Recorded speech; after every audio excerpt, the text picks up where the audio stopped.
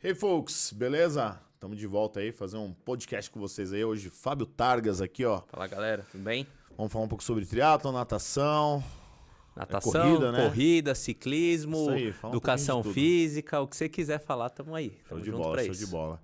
E é isso aí, galera. Tô aqui no Estúdio Mirai aqui novamente. Em casa, né? Como é que é? O bom filho volta a casa, é isso? Que fala? É isso, né, Wagner? O bom filho vai embora E não volta dá dor de cabeça. Tô de volta aqui.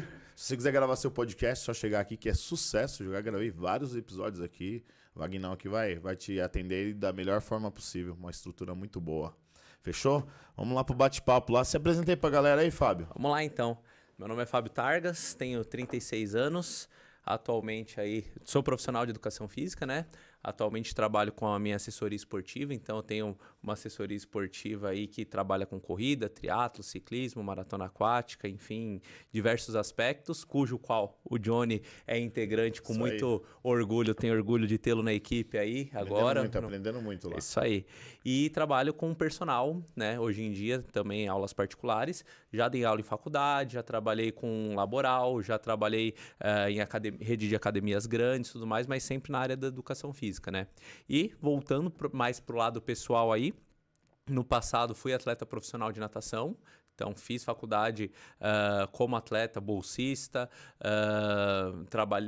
tive toda essa formação dentro do atleta profissional, né? Então eu vivi isso 10, 12 anos da minha vida.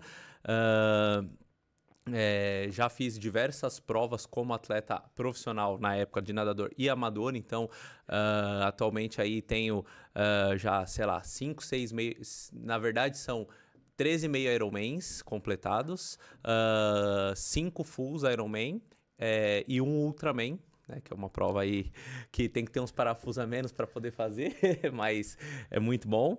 E fora diversas maratonas, diversas meia maratonas, corridas, enfim, diversas. E muito maratona aquática, tudo que você quiser falar nesse sentido aí, estamos presentes. Então, uma história dentro do esporte aí, tanto como professor, como quanto atleta, quanto vivenciar isso, porque eu vivo esporte desde que eu me conheço por gente. Então, Legal. tudo isso daí é minha área.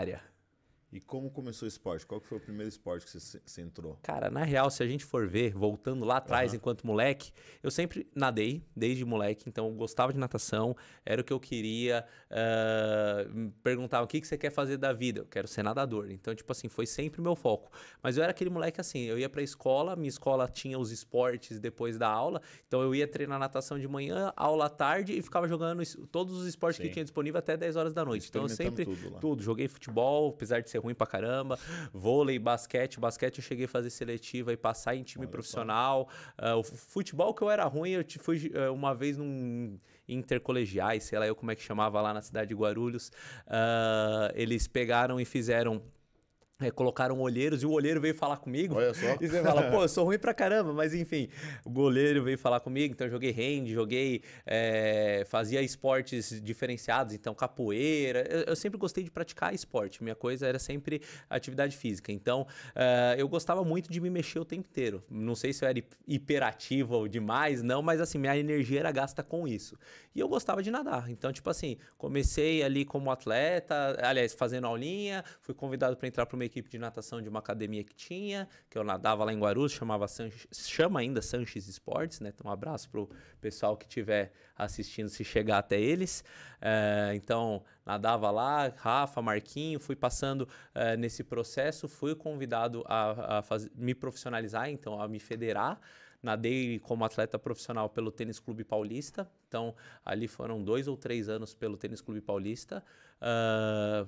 Fiz a prova da faculdade e juntamente um teste para poder entrar na Universidade de Santa Cecília, em Santos, né, Unisanta. Fui para lá, passei no teste da natação, passei na faculdade, peguei bolsa, fiquei 1 ano lá como atleta, então comecei a treinar no final de 2006, passei o ano de 2007 como atleta federado deles E aí, no final de 2007, eles mudaram a reitoria, mudou a política ali de bolsas e tudo mais. Eu acabei perdendo a bolsa que tinha ali e acabei voltando para São Paulo. E aí eu terminei a faculdade na Unip como atleta bolsista também e segui, assim, mas nunca parei. Quando eu voltei da Unisanta, continuei federado pelo Tênis Clube Paulista de novo, até o momento que eu me lesionei e tal, e acabei mudando o rumo da minha carreira. Mas assim, esporte desde sempre na minha vida. Educação física, então não teve dúvidas, né?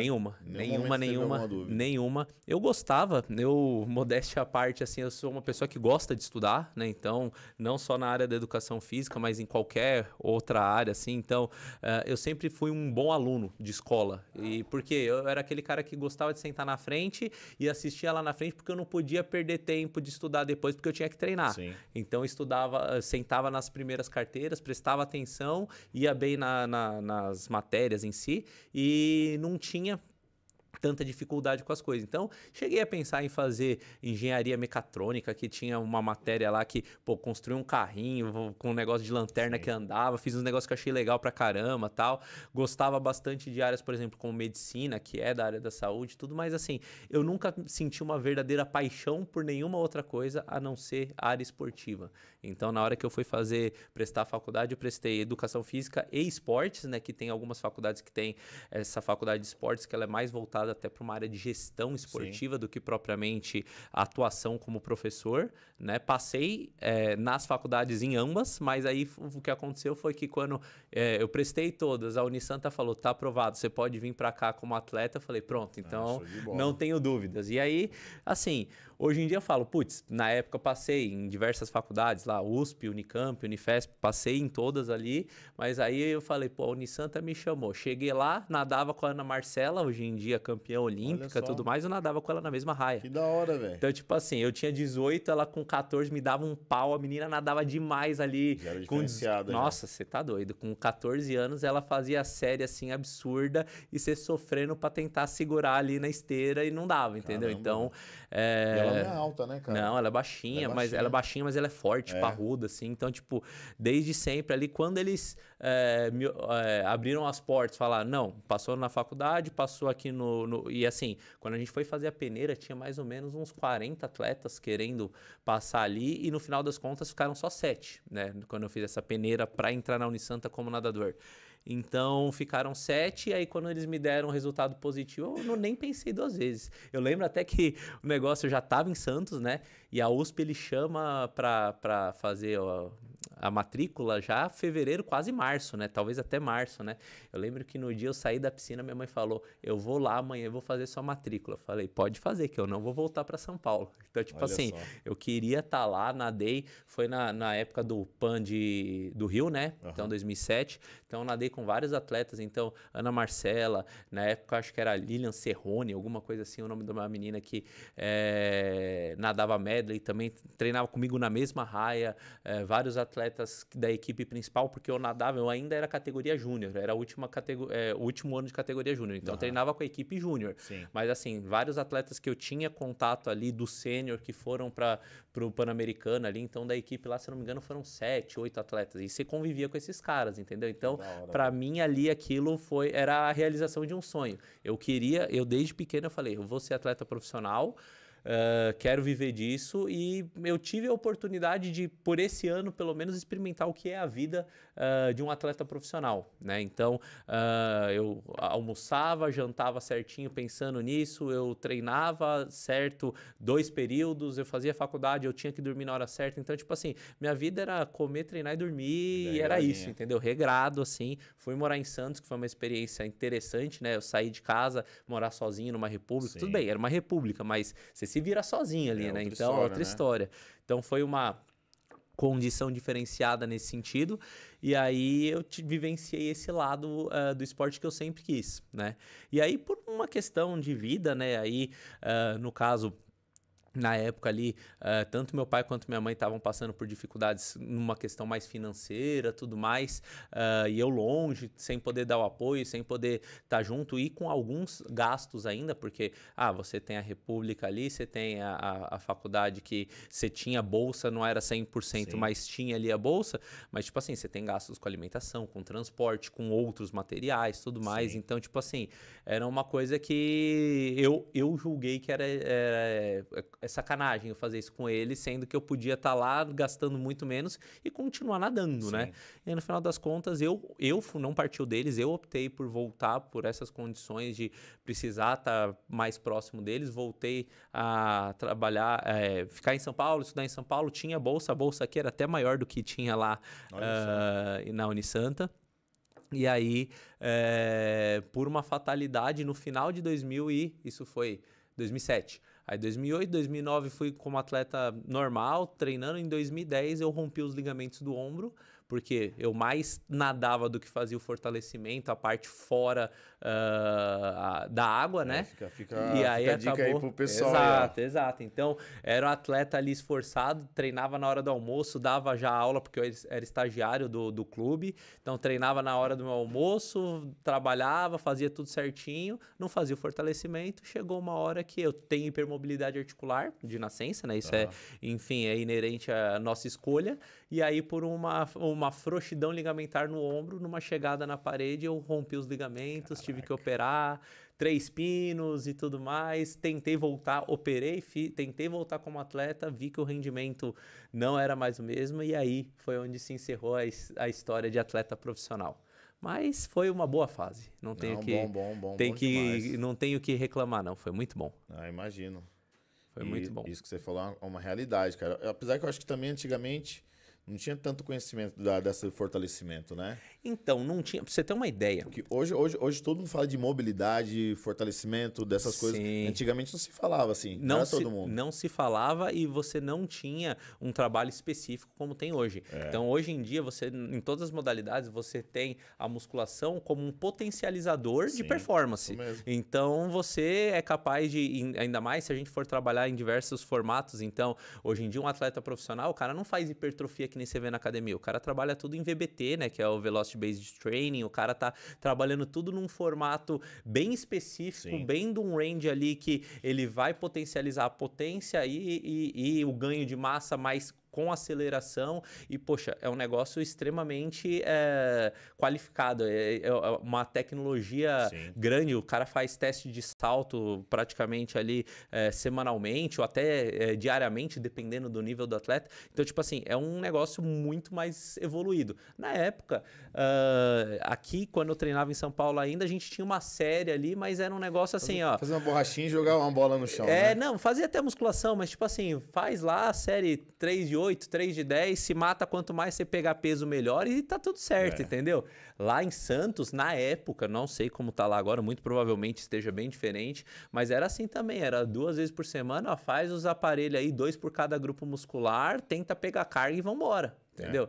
Então, hoje em dia, você vê, o cara tem mobilidades, o cara tem um aquecimento que é feito específico ali para você poder performar no próprio treino, né? Então, isso não se fazia. Você tem séries específicas de trabalho de força, potência, uma periodização equalizada com o treino específico que ele vai fazer. Então, tipo, naquela época não tinha nada disso, entendeu? Isso mesmo. E assim, você vê que evoluiu bastante, né? Eu era nadador fundista, eu nadava provas de 800, 1500 e maratona aquática. Né? Nadava 200, 400 também, mas o rendimento melhor era provas mais de fundo.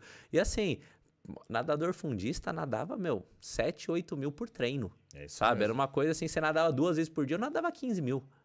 Num dia. Imagina quantas vezes eu não rodava o braço. Era um negócio absurdo, entendeu? Hoje em dia você vai ver os campeões mundiais, cara batendo recorde olímpico, aí o cara faz treino de 5,5, 6. Só que é muito mais específico, muito mais elaborado. O cara trabalha nas zonas de treino correta. Então, virou muito menos amador. O negócio está cada vez mais profissional. Então, mudou bastante. Antigamente era muito negócio do volume, né?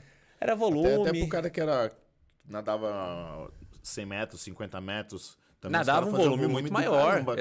Exato. E Não hoje era em dia... pouca coisa, não. E hoje em dia você vê atleta performando absurdo aí. Então, vamos colocar aí. Agora talvez até o Nicolas Santos volte a nadar, né? Porque incluíram a prova de 50 estilos no programa olímpico.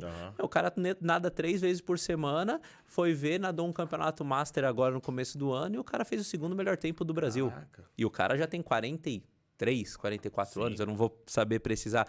E o cara tá treinando 3 vezes por semana, os outros 2 dias musculação, o cara treina de segunda a sexta, tá Ele é tudo grande, certo. hein? Não, o cara é grande, o cara é forte, o cara é Bicho é experiente, forte, entendeu? O cara tem bem mais velho que eu, inclusive, nesse sentido. Então, tipo assim, mas, pô, olha.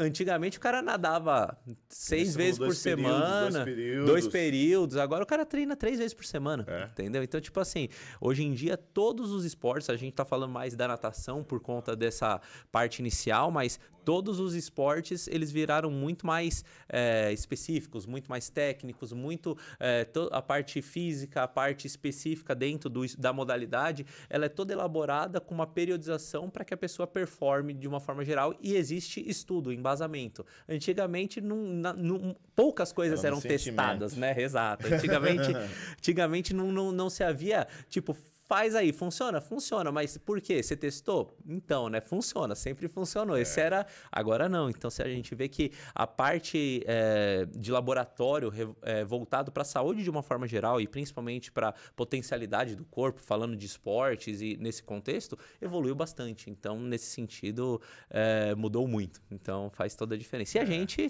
evolui, né? Como professor, o que você, por exemplo, trabalhava, eu acho que a gente já conversou sobre isso, eu sou formado há mais tempo que você na área da educação física nesse sentido, mas assim, mesmo a gente na área de atuação no dia a dia, vai mudando assim, você percebe que a cada 2, 3 anos o formato que você trabalha vai sendo mais elaborado, mais específico, você tem um tratamento X, outro Y com alunos que têm as suas especificidades, então tudo isso vai mudando. Então, e toda vez você tem um desafio novo, né? Uma coisa nova, vai chegar um aluno com algum problema, alguma coisa, alguma limitação que você fala, como eu vou resolver isso? E você vai atrás para entender o que está acontecendo e fazer o melhor. Que vem um negócio para você que você acaba sendo diferenciado na profissão. O diferencial da profissão é isso. Exato. É você pegar e catar um problema e resolver. Exato.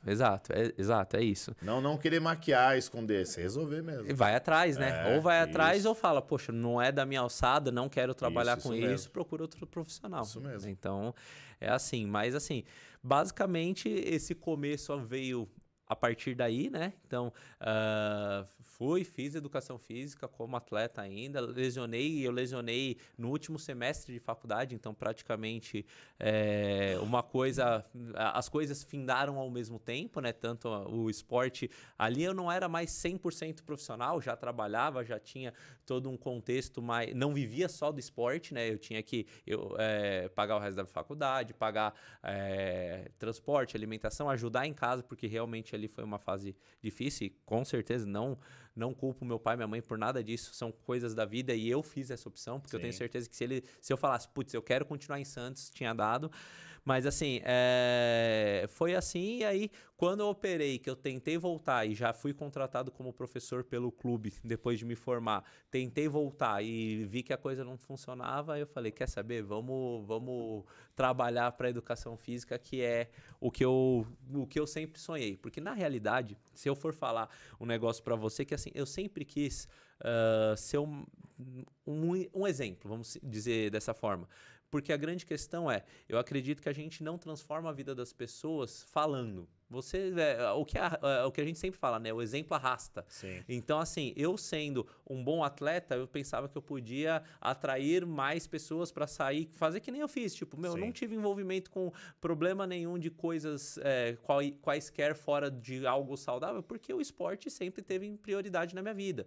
Então, eu nunca tive esse problema e nesse contexto eu pensava que, poxa, eu posso inspirar novas pessoas, novos atletas na natação. E a partir do momento que eu tive a lesão e tudo mais, eu falei, bom, não dá para eu ser mais atleta, então vamos fazer como? Vamos trabalhar na área da educação física a partir disso. Então, aí o meu lema sempre foi usar o esporte como agente transformador de vidas, seja como for. E aí agora, a partir ali de 2011, né, eu operei em 2010, tentei continuar até meados de 2011 ali, não funcionou mais, aí eu falei, vamos lá agora, esporte, a partir daqui, educação física, e aí comecei a trabalhar na área, a partir disso, transformando vidas, só que aí no formato como professor, né? Aí depois de você fazer uma cirurgia no ombro, se arrebentar, aí você teve a ideia maravilhosa de fazer um triatlon. Vixe, não, aí tem outra história. Porque fala, mano, o cara arrebenta o ombro aí fala, não, agora deixa eu terminar de arrebentar o resto do corpo. Não, mas eu vou te contar, como é que eu cheguei no triatlon, né? Tá. Como é que eu cheguei no triatlon, né? Cara, eu sempre amei nadar. Nadar pra mim sempre foi a minha vida. Eu assistia YouTube, na época tava começando ali, vídeos, não sei o que, livro. Então eu sempre amei nadar. Aí o médico falou, cara, porque o que acontece? Quando eu operei, ele tinha 3 opções. Ou o médico, eu tenho âncoras. Então o que é âncora? É o pino que é preso no osso e ele faz uma amarração em cima do que tá solto ali, o que foi rompido. E aí eu tinha 3 pinos, o médico falou, eu posso, com a tecnologia que tinha na época, ele falou, eu posso apertar demais e você vai ficar com pouco movimento e a gente vai ter que reoperar. Eu posso deixar frouxo demais e a cirurgia não vai fazer efeito nenhum. Ou eu posso acertar na risca e aí vai dar tudo certo, beleza. E no final das contas acabou que apertou demais. Então passou do ponto e eu tinha que reoperar. Só que minha recuperação, eu demorei 9 meses fazendo fisioterapia todos os dias. Assim, era de segunda a sexta, a tarde inteira fazendo fisioterapia e não melhorava. Eu demorei 3 meses para conseguir levantar o braço de novo, sabe? Era aquela coisa, paredinha, vai subindo aqui e tal. Aí você ia fazer com o braço normal, eu não tinha força. Era uma coisa assim, tipo, absurda. E aí eu falei, cara, eu não quero passar por isso de novo. Aí eu falei, quer saber? Vou largar a natação profissional, pendurar a sunga mas eu quero a natação na minha vida. Então, eu continuei como professor do clube. Então, na época ali, eu meio que dava todas as aulas do formativo, né? Então, eu coordenava o formativo do período da tarde do clube. Eu tinha. E eu era o técnico do pré-mirim e mirim da natação. Então, eu fazia bem aquela transição da aulinha para a equipe de treino. E aí eu comecei a trabalhar nesse sentido. Então, o meu início na área da educação física foi literalmente com essa parte de natação, tanto formativo quanto atletas. E aí eu trabalhava eu era auxiliar técnico da equipe profissional, né, dos outros níveis. Só que o que acontece? Eu falei, putz, eu não consigo ficar sem nadar. Não consigo. Eu falei, o que eu posso fazer que eu posso performar e eu vou ter um diferencial por causa da natação? Aí eu falei, pô, eu consigo nadar acima da média dos triatletas. Então, mesmo com o ombro ferrado, dá para eu mandar bem aqui. E foi o que acontece. E acontece até hoje. Hoje em dia, eu ainda não posso nadar com uma frequência que eu gostaria. Na realidade, assim, eu teoricamente nem poderia nadar, né? Eu tento evitar ali por um bom período. Eu volto a treinar próximas provas, assim. Mas, poxa, o ano passado eu fiz uma prova que não podia usar roupa de borracha, que faz um diferencial grande. Muito. Depois a gente pode até falar sobre isso.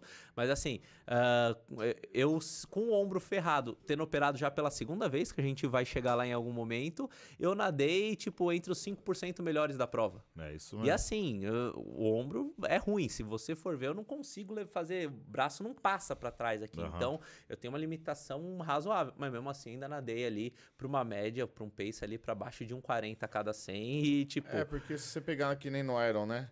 No Iron o completo o full é 3.800. É uma metragem baixa em partes para um cara que nada fundo, né? Exato, e assim... Eu fazia a prova de 5, de 10, então... E assim, é uma questão que, poxa, é muito tijolo contado na vida, sabe? Então, o que a gente chama de inércia, né? Então, você nadar sem gasto energético, você vai nadar deslizando. No caso de quem nadou muito tempo, é muito melhor do que um cara que tá aprendendo depois de adulto. Então, assim, num contexto geral, eu caio na água ali, eu dou muito menos braçadas para atravessar a piscina técnica, do que... né? Exato, que a gente então... apurou isso daí. E foi a partir daí que eu tive a brilhante ideia, eu falei, então vou comprar uma bike, vou começar a correr, nadar e pedalar e fazer triatlo. Então o triatlo surgiu assim na minha vida. Eu falei, eu preciso usar a natação, manter a natação, mas eu quero continuar competindo. E aí foi onde em 2012 eu parei de nadar em meados de 2011 e aí em 2012 juntei dinheiro ali no final do ano, falei, agora eu compro a bike, comprei e comecei a treinar em 2012. Indo para esse lado do triatlo, né? Que inclusive foi o que acabou mudando a trajetória da minha carreira. né? Então, o que acontece? Até 2013 eu fiquei no clube como treinador. E na época, assim, comecei como professor do formativo, a gente, como estagiário, na realidade, ainda. Foi um período bacana que a gente saiu de, sei lá, acho que menos de 10 alunos a quase 60 alunos matriculados no período da tarde, então foi bacana. Operei o ombro, aí quando eu voltei de licença depois, tinha caído bastante o número, tinha trocado diversas vezes os professores, trocou inclusive, era uma prestadora de serviços terceirizada que contratava os professores, eles tinham saído do clube e aí eles vieram atrás de mim de volta, tudo mais. Teoricamente eu tinha saído completamente do clube. E aí quando eu voltei, eles falaram comigo, eu voltei, né? Então ali o Danilo, que inclusive grande amigo aí, professor Danilo Carvalho, me convidou, me ligou várias vezes ali, falando, pô, volta, vem conversar pelo menos, tudo mais. Então, aí ele me chamou de volta, eu voltei para essa área da natação, a gente conseguiu retomar essa caminhada ali. Então, a primeira parte a gente encheu muito de alunos. Na segunda parte, eu consegui, foram menos alunos, mas foi o período que a gente mais pegou atletas que eram sócios do clube e viraram atletas da equipe principal. Então, a equipe principal que tinha muito militante e poucos associados, praticamente inverteu, sabe? Então isso foi bacana. E aí foi assim até, sei lá, 2013, acho que foi quando eu pedi para sair de lá, né? Então, por que acabou acontecendo? E aí foi a virada de chave. Comecei em 2012 no triatlon, gostei, porque o triatlo você tem assim, toda modalidade você tem diversos tipos de treino, né? Então, você tem o treino de intensidade, você tem o treino de rodagem, você tem treinos longos, você tem, assim, falando de uma forma geral, mas você tem diversos formatos de treino que você consegue equalizar durante a semana, né? E aí eu falei, putz, quando você tá numa modalidade só, então só a natação, só a corrida, você acaba tendo aquela limitação daquele esporte. Quando você faz isso vezes 3 e ainda soma a musculação, você fala, cara, eu não repito o treino nunca. Vira uma coisa muito... Você foge da monotonia completamente. Sim. E eu gostei disso. Eu falei, putz, eu nunca tô repetindo treino, o negócio funciona. Que assim, repetir treino não é necessariamente a série principal, e sim a logística de treino. Sim. Então, eu achei aquilo sensacional. E aí eu falei, putz, gostei disso e tal. Aí, ao mesmo tempo que eu entrei numa equipe de triatlon para trabalhar, então eu não abri a minha assessoria inicialmente, eu trabalhei com outro profissional que tinha sua assessoria, eu entrei para trabalhar com eles ali em 2012, então comecei a trabalhar com triatlon em 2012. E aí eu fui me inteirando mais nessa área e ao mesmo tempo eu fui diminuindo a parte da natação. E aí a minha questão ali, né, de sair da área da natação em si foi porque, enfim, na época estava surgindo a equipe do SESI, que hoje é uma das potências na área da natação, e todos os professores, exceto eu, prestaram para trabalhar no SESI e todos passaram. Olha. Então, tipo assim, todos os profissionais que trabalhavam ali passaram, e aí o clube chegou pra mim e falou, poxa, ó, tal pessoa vai sair, profissional vai sair, tal, não sei o quê. A gente quer você como head coach da equipe. Eu falei, legal, né? Pô, bacana, tal, como é que a gente vai alinhar isso? E aí, vamos dizer assim, eu ganhava X. Aí o outro professor que era o head coach, então o head coach o que é? É aquele treinador que ele é responsável por montar a logística inteira de toda a estrutura. Então ele tem atribuições financeiras, ele tem atribuições de montar calendário, para onde vai, para onde não vai, quais competições vai participar, logística geral de periodização. Então ele é um trabalho muito maior. Então tipo, eu ganhava X, o head coach ganhava 3X. E aí ele chegou para mim assim, a diretoria do clube, não, a gente paga aí 1,5 x.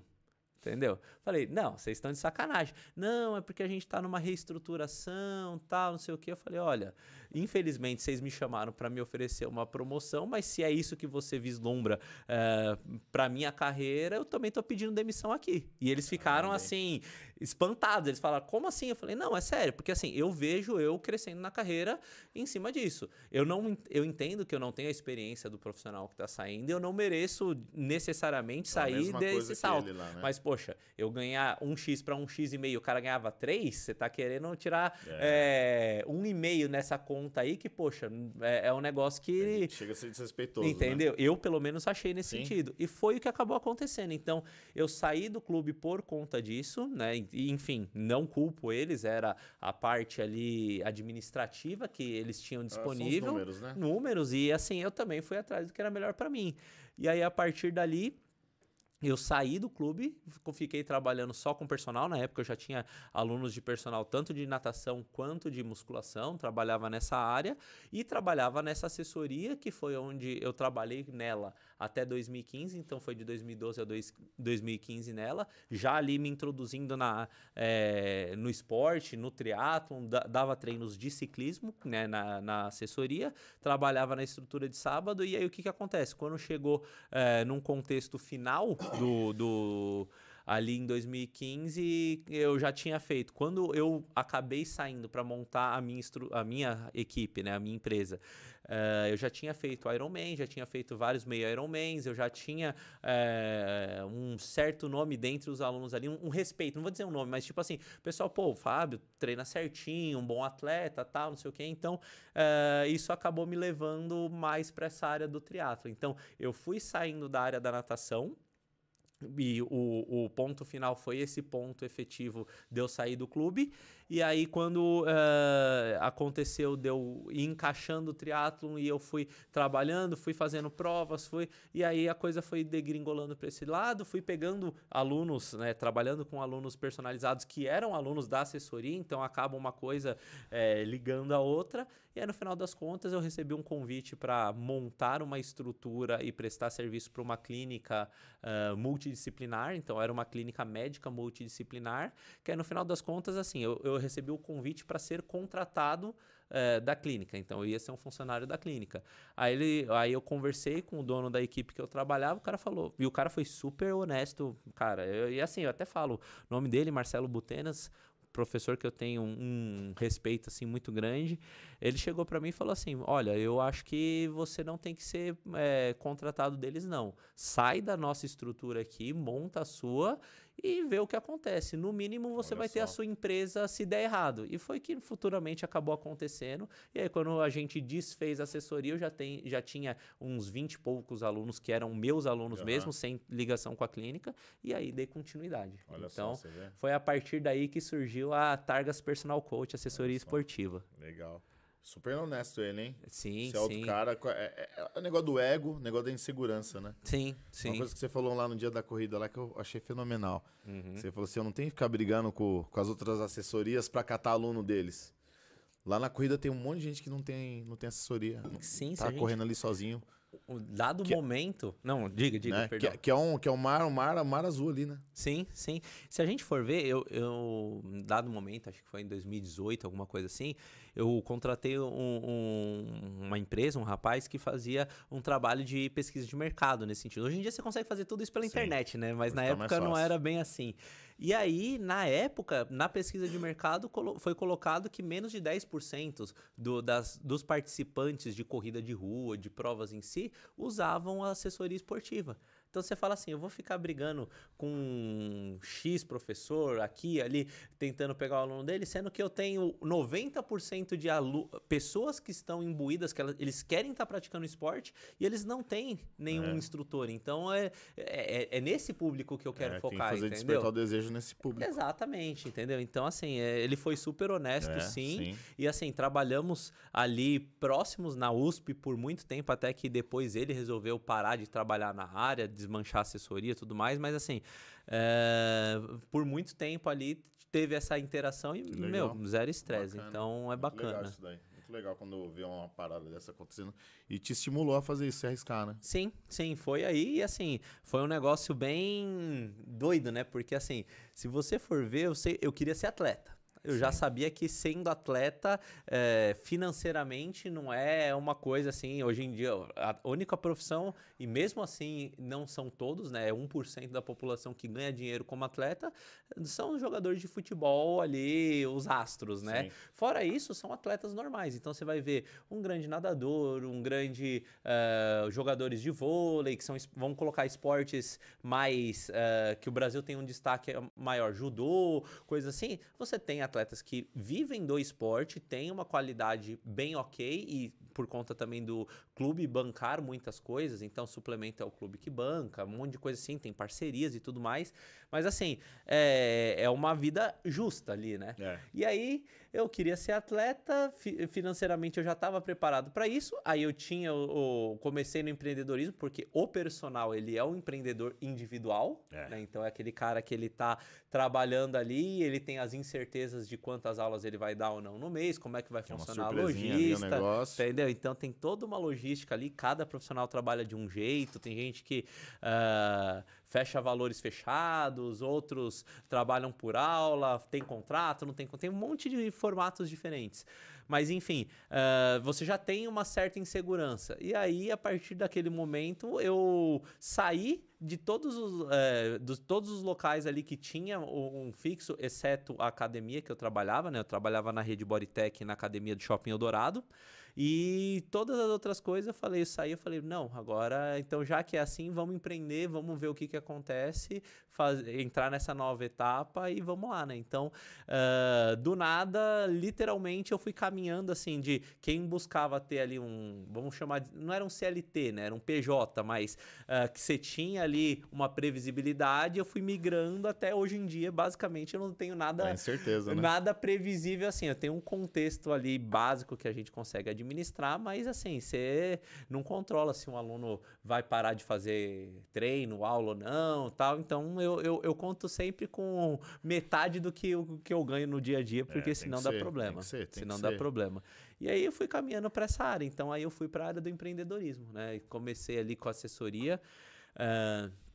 A assessoria, ela é num contexto multidisciplinar, né? Então, hoje em dia, conta com aproximadamente 120 alunos, onde a grande maioria acaba sendo de corredores, porque é o público maior no contexto. Sim. Se a gente for ver ciclistas, triatletas, nadadores de maratona, nadadores de piscina, enfim, o público maior é o público de corrida, né? É uma febre, né? Que a gente até estava falando. A gente estava falando, sim. É uma febre, né? Hoje em dia, é porque a corrida é um esporte muito democrático, né? Então, tipo assim, se você quer praticar alguma atividade física de cunho aeróbio, coisa mais fácil é você colocar um tênis. Aliás, se você quisesse sem o tênis até e tiver adaptação para isso, até nem tênis você precisa, né? Então, mas assim, você colocar um par de tênis no pé e não precisa ser mega tecnológico, qualquer que chute da vida tá funcionando. Nossa, agora só o pessoal das antigas aí entendeu.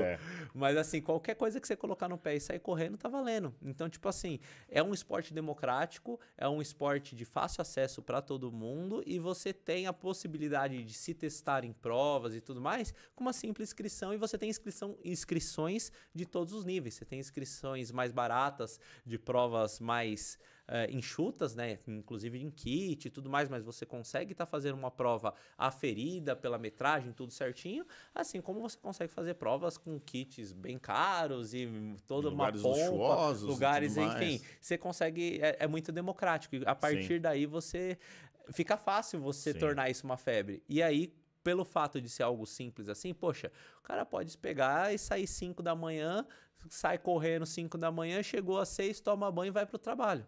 Entendeu? Mesmo. Diferentemente de, por exemplo, eu quero fazer natação. Você tem que esperar, a academia tá aberta, desloca até o local, faz o seu treino, tem que tomar banho, porque senão você fica cheirando cloro. Aí, dá tempo de voltar em casa, tem que ir direto pro trabalho e tal. Então você tem toda uma logística.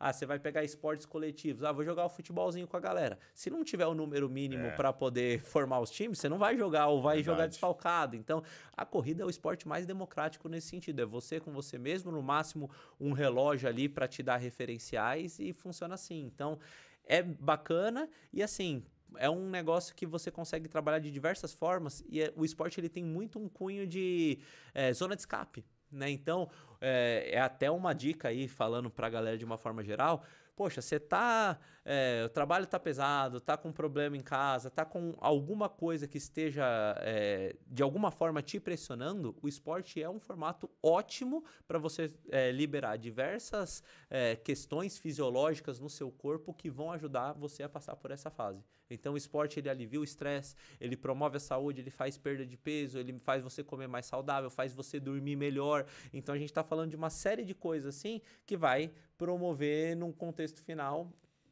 esse ganho, e isso para a corrida funciona muito bem e de uma forma muito, muito fácil. Então a febre vem a partir daí, e aí você tem ali a promoção ali em novelas, em coisas assim. Sim. Eu tava vendo esses dias que tinha uma novela que o rapaz, acho que não sei se era corrida ou triatlo que ele pratica, que tá passando atualmente. Então, tipo, essas coisas também ajudam o pessoal a falar, poxa, é bacana praticar e tá crescendo por conta disso, né? As primeiras vezes que eu fui na USP eu fiquei impressionado, cara.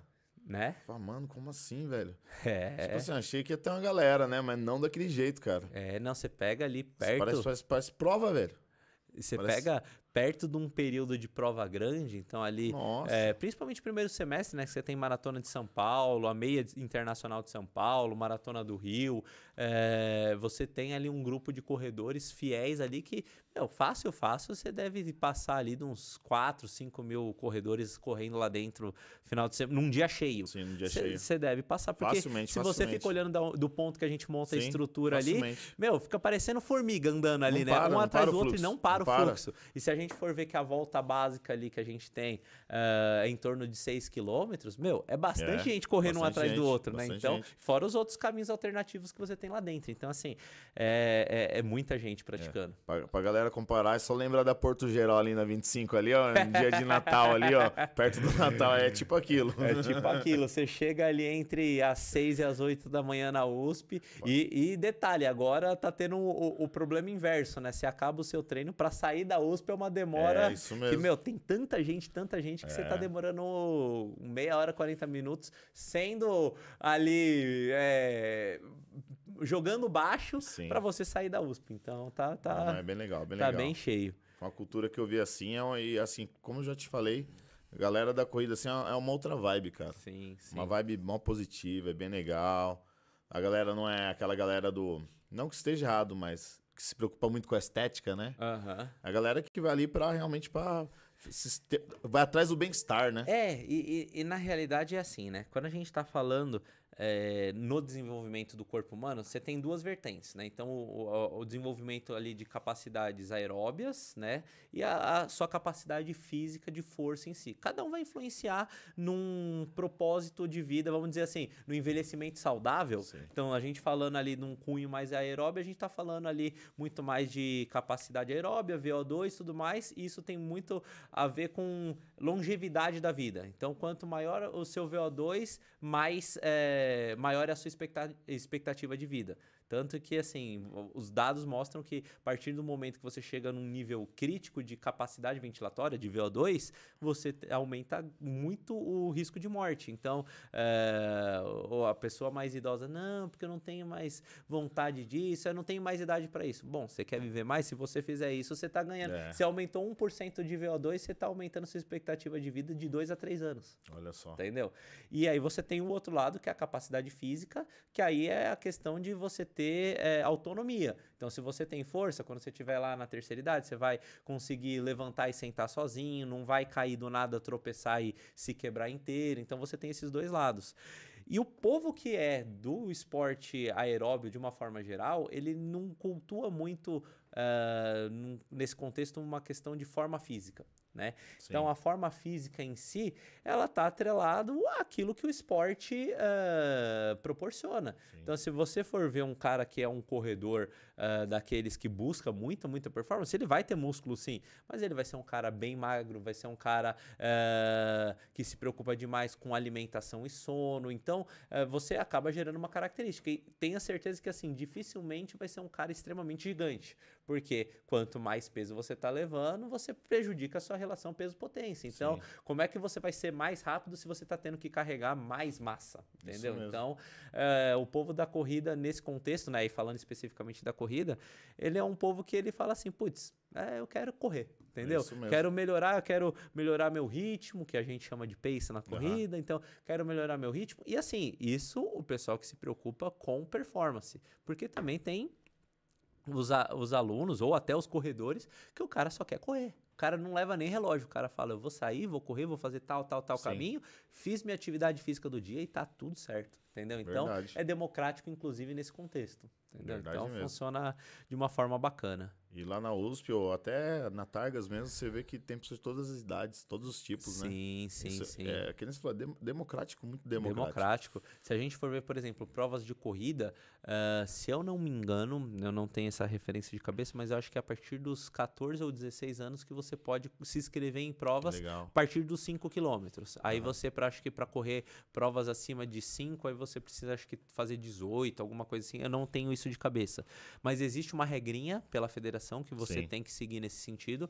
E, poxa, você começa aí e termina quando você quiser. Você não para, entendeu? Lá naquela prova lá que a gente fez lá, Atenas, teve uma provinha kids lá para as crianças lá. Que as crianças até pegavam o número, aí eles corriam até uma parte lá, ganhavam medalha. Sim.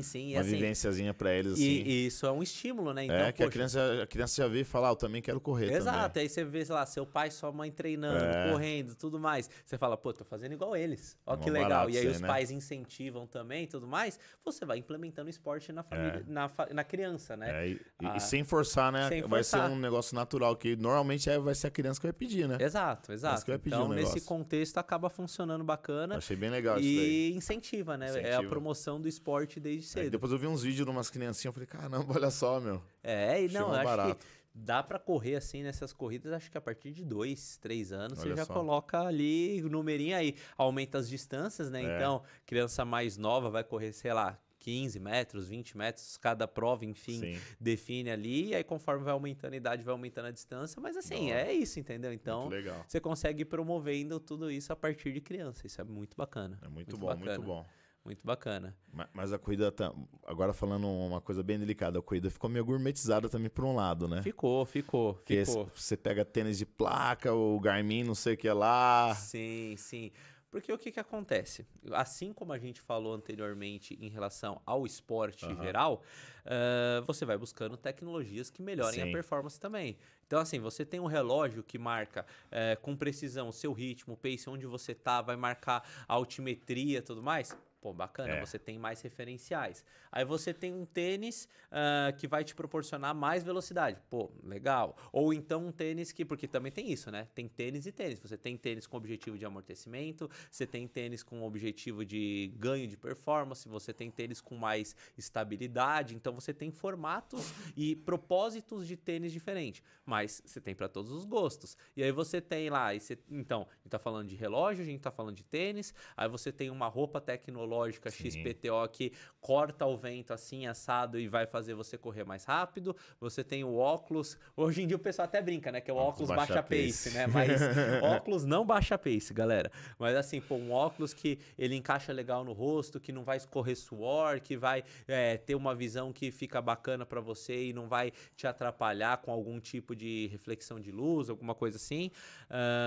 Você tem ali a viseira, o boné, o gelzinho, entendeu? Então, tipo assim, tudo isso vai interferir na performance. Depende muito do que a pessoa quer. Então, tipo assim, se a pessoa só quer correr, às vezes ela vai ser até sem relógio, vai com um aplicativo no celular. Agora, se a pessoa busca uma performance mais elevada, e você começa a pensar, poxa, eu quero fazer que nem a prova que a gente montou a estrutura ainda no começo do mês passado, que era a prova da ASICS, você tem os 100 melhores do feminino e do masculino para meia maratona. E aí ele tem uma medalha dourada especial. É diferente. Então, tipo assim, poxa, eu quero correr para melhorar e chegar entre os 100 melhores.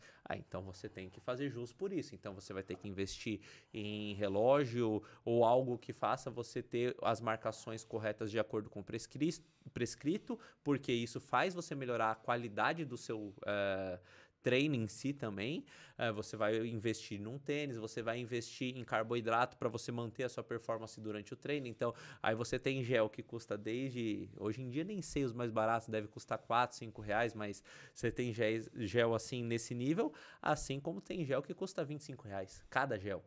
Entendeu? E aí o cara vai tomar aquilo para ter uma performance por mais meia hora, entendeu? Para garantir os suprimentos necessários para manter a performance por mais meia hora. O cara vai correr uma prova aí, quanto que ele não vai gastar disso daí? Uma maratona de meia hora tomando gel, o cara vai fazer para 4 horas, só aí são 7 contando um antes da prova. São vezes 25, quanto que deu? O cara gastou 175 reais só para aquele momento, entendeu? Então, você depende do que você está buscando. Então, quanto mais performance, mais, eu não diria gourmetizado nesse sentido, mas mais você tem que investir para que você tenha um retorno melhor. Aí o gourmetizado que eu falo, né, que aí sim eu acho que passa do ponto, aí é quando o pessoal quer a vivência da experiência nas provas em si. Então aí vem um kit mega elaborado, com viseira, camiseta XPTO, aí você tem lá uma camiseta de finisher para, pô, eu terminei a meia maratona tal, não sei o que, e vem isso, aí você termina a prova, tem um espaço de massagem, tem prova, tem a cerveja sem álcool, tem não sei o que, então... Esse lado aí sim é mais gourmet, porque não tem nada a ver com a performance, mas custa caro por conta disso. Essa questão da performance vai te ajudar a não sofrer tanto, né? Exato. Que é o seu treino, né? Mais esses detalhes que vão ser recursos para fazer aquele plus, ser mais confortável. Aquele algo a mais para fazer você ou melhorar um pouquinho mais ou ficar mais confortável. Sim. É o que você falou. Agora, tipo, você pagar caro num kit porque você vai ganhar uma viseira, uma camiseta de finisher e tem uma massagem no final, isso sim é só gourmet. Isso não é só gourmet, não tem nada demais. Mas assim, Mas é legal. É muito bacana, assim, é algo que você tá entrando na área aí não há tanto tempo assim, mas eu que tô nessa área da assessoria esportiva há bastante tempo, eu diria desde 2012, né? Sim. São 13 anos. Então, você vê que é um negócio que vai evoluindo, vai crescendo, você vê diferentes tipos de público. Então, antigamente você tinha muito mais um público empresarial, antigamente era muito o CEO da empresa, você tinha ali como era o nome?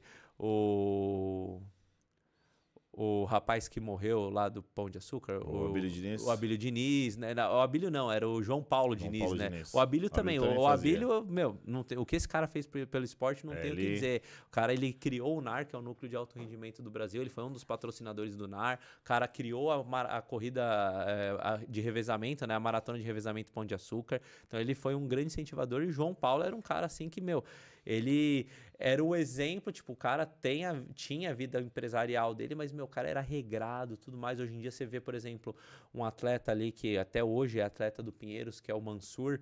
Poxa, o cara, se eu não me engano, ele é desembargador, algo do gênero. E, o cara trabalha que nem um doido o dia inteiro, mas você vai ver, ele não falha na planilha dele. Ele acorda mais cedo, ele dorme, organiza, faz tudo, a agenda certinho pro cara. Então, assim, também tem essa coisa que o esporte, por conta desse alívio do estresse que eu já comentei, ele era inicialmente tinha muita gente, quem focava muito no esporte era essa galera.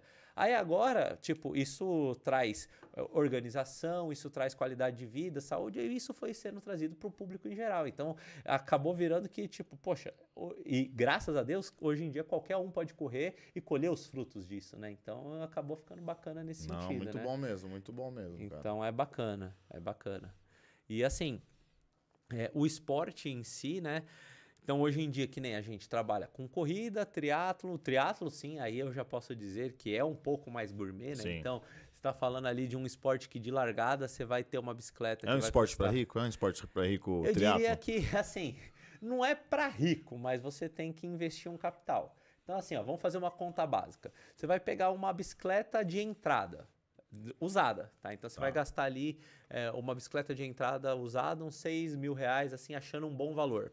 Aí você tem que ter uma sapatilha, você tem que ter um capacete, você tem que ajustar a bicicleta para o seu corpo, senão você vai ficar todo dolorido enquanto você está fazendo ali, pedalando em si. Aí você tem inscrições de prova, você tem manutenção de bicicleta, você tem toda uma logística, você tem que pagar um lugar para nadar, então tipo assim, você vai ter um gasto inicial ali de uns 10, 15 mil reais pelo menos, a depender do que a pessoa consiga, e uma manutenção mensal. Então tipo assim, você tem ali, não que a pessoa precisa, óbvio que sempre uma orientação de uma assessoria ou de um profissional da educação física é o ideal, mas no mínimo você vai ter que pagar uma academia, algum lugar para você poder nadar, para você poder treinar, fazer os seus treinos, ajustar uma logística. Então assim, é algo que é um pouquinho mais elitizado em relação à corrida em si, sabe? E assim, se você for ver o contexto geral de inscrições de prova, você vai fazer uma inscrição de uma prova cara de corrida, você vai pagar ali 200 e poucos reais, entendeu?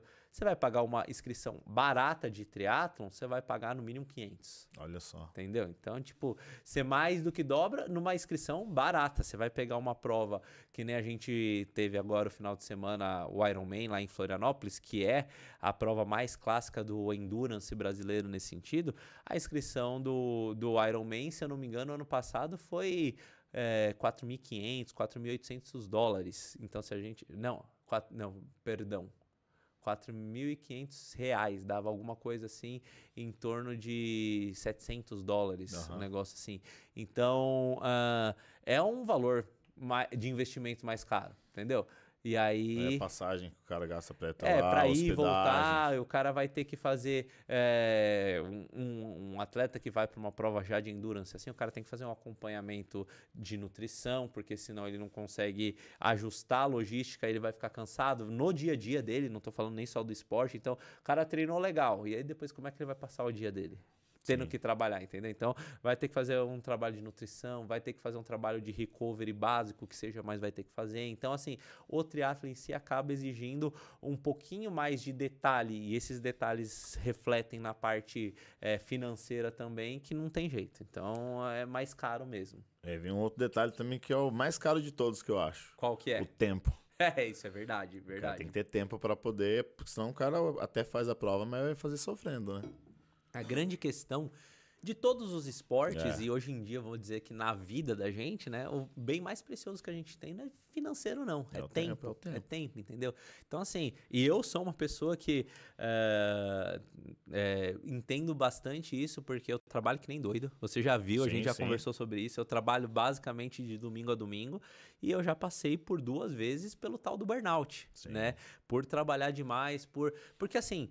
Para mim, a minha profissão realmente é uma coisa que é um amor, um negócio que eu gosto demais e eu não sinto que eu tô trabalhando demais, entendeu? Então, quantas vezes eu não, passei do ponto e meu corpo não deu nenhum sinal, até que chega uma hora que ele dá um sinal de uma vez, entendeu? Só que eu tô ali trabalhando, tem a prova, tem não sei o que, tem que montar planilha, tem que ajustar isso, ajustar aquilo, quando você vai ver, e você faz aquilo porque você gosta.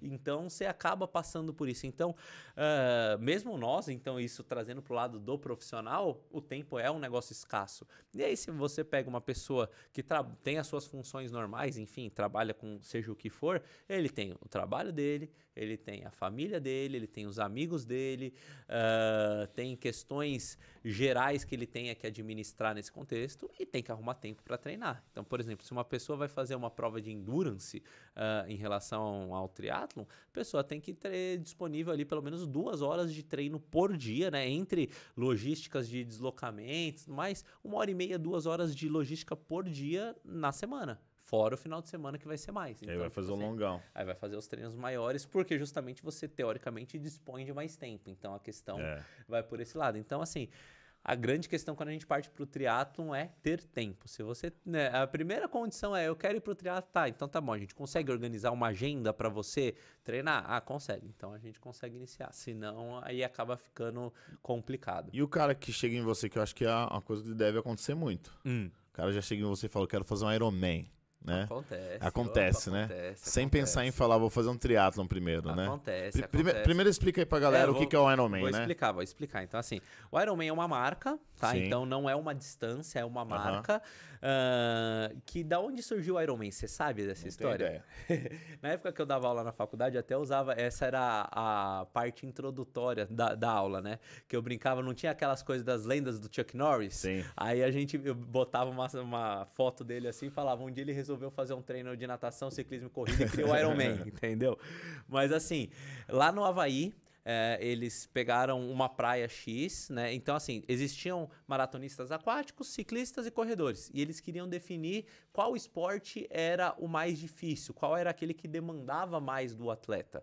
E aí, não, é a natação, é o ciclismo, é a corrida, tá? Eles falaram assim, então vamos fazer o seguinte, todo mundo vai começar a treinar todas as modalidades, vocês vão estipular uma distância que seja ok para cada modalidade, e aí a gente vai todo mundo fazer tudo junto. E aí o que acontece? Na época eles pegaram uma praia, lá que é onde é realizada a prova em Kona até hoje. Aí eles fizeram um quase vai e volta, mudou um pouquinho o circuito agora, mas era a distância dessa praia dava 3.800, por isso até uma distância quebrada, né? Os 3.800, que em milhas dá certinho, né? Que na verdade, nem tão certinho, né? Que o Ironman é 140.6, mas assim, enfim, era por conta da logística da praia. Aí o ciclista virou e falou, não, poxa, aqui ó, 180 é prova X e tal, então acho que já é uma distância bacana e tal, e a corrida já existia a maratona, né, que era a prova clássica nesse contexto. Sim. E aí eles juntaram, então virou 3.800 de natação, 3.800 metros, 180 quilômetros de bike e 42.2 de corrida. E juntaram tudo isso e fizeram uma prova, né, chamada Ironman. E aí, na primeira prova, que foi esse desafio, colocando assim, menos da metade dos participantes iniciaram. Então, se eu não me engano, eram 19 participantes que iniciaram e acho que terminaram 6 ou 7, uma coisa assim. Então, assim, mesmo entre eles, o negócio já foi complicado, sabe? E assim... O Ironman é uma prova de endurance. Quando a gente fala endurance, a gente está falando que você leva o seu corpo fisicamente e fisiologicamente ao extremo. Então, quando você passa de barreiras que seriam consideradas saudáveis num contexto a partir de dado momento, você está mais judiando do seu corpo do que promovendo a atividade física, Sim. promovendo saúde. O esporte de endurance, quando você está efetivamente no dia da prova, aquilo não é lá tão saudável, aquilo é uma conquista, é um desafio, é diferente. Então, para você fazer um negócio desse, você tem que estar bem treinado. E aí o que acontece, né? Você vê, o Ironman tem um grande glamour, tem um nome, é uma marca que você tem, sei lá, quase 100 provas espalhadas pelo mundo inteiro, você tem campeonato mundial e toda uma logística que você faz a prova no seu país, ou enfim, você faz a prova em dada localidade e você pode classificar para o Mundial, tal. Tem toda uma logística que é bem bacana da marca. Eles promovem esse sonho de você conseguir essa evolução e conseguir chegar no Mundial lá em Kona, ou no Mundial de meio que é rotativo, tal. Então isso é bacana. E aí a pessoa vê, olha o triatlo e fala, pô, posso praticar 3 modalidades, tal, né? Legal. Então, vamos lá, que vou fazer o Ironman. Porque ele vê o nome, é o que mais chama atenção nesse sentido, eu, cara, vou fazer o Ironman. E já aconteceu do meu aluno chegar, eu tô inscrito no Ironman e tal, e vambora. Por exemplo, um aluno que é aluno até hoje da gente na assessoria, não vou citar o nome, mas assim, ele chegou pra mim, eu dava aula ainda lá na Rede Bodytech, e ele chegou pra mim e falou assim, olha, Fábio, eu tenho o meu Ironman de São Paulo, isso foi em 2019, na primeira edição, isso era... a prova era em setembro, isso era junho ou julho. Ele falou, eu tenho que nadar 1.900 metros, que o meio Ironman é metade da distância. Sim. Então, 1.800, 90 e 21. Chegou, eu tenho que nadar 1.900 e sair da água para pedalar e correr depois. Falei, tá, cai na água aí, vamos ver o que acontece. Meu, o cara atravessou a piscina e ficou do outro lado. Entendeu? E o cara tava inscrito numa prova que ia acontecer dali 3 meses. Nossa. Entendeu? E assim... Não que o cara não estivesse se preparando, mas ele se inscreveu muito provavelmente na prova lá atrás, falando, poxa, eu consigo aprender. E treinar o suficiente... Subestimou ainda, porque o pessoal subestima muito a natação, o período de aprendizado, principalmente. Que vê 1.800 a 1.800 metros. É tranquilo, e na realidade foi assim. Não é? E assim, né, modéstia à parte, se você falar com os nossos atletas ali, o pessoal brinca que eu faço alguns milagres nesse contexto. E assim, esse foi um contexto que a gente conseguiu um trabalho bacana. O cara saiu da água, conseguiu fazer bem, terminou ali, saiu cansado? Saiu próximo do tempo limite? Saiu, mas poxa, 3 meses antes o cara não aguentava fazer 50 metros direto na piscina dando o pé no fundo. Aí depois o cara de 3 meses estava nadando 1.900 sem encostar o pé no chão, direto, entendeu? Então foi bacana. Com certeza. Então acontece muito isso. Mas o que eu costumo falar pra galera é que assim, você em todos os esportes, você tem uma jornada. É aquela que, por exemplo, num filme, num livro, o pessoal fala que é a jornada do herói, né? Então você tem que passar por etapas para você chegar no ponto áureo ali, no seu objetivo maior, que no caso, vamos colocar, por exemplo, o Ironman. Então, assim, eu quero fazer uma prova de Ironman. Cheguei pro meu professor, então, tipo, o aluno chega para mim, pô, eu quero fazer um Ironman. O que você me diz? Quanto tempo? No mínimo, eu coloco pro aluno que seria interessante de 1 ano e meio a 2 de prática esportiva para estar concluindo o Ironman. Por quê? Se a gente for falar em questões de adaptação, 1 ano e meio já até seria viável, mas se a gente for falar no quesito aproveitar o esporte em si, você desfrutar do esporte, aí já a gente estende mais esses prazos. Por quê? A pessoa vai fazer a prova de distância short, depois distância olímpica, então colocando em nomenclaturas, né? Então short é 750 metros de natação, 20 de bike e 5 de corrida.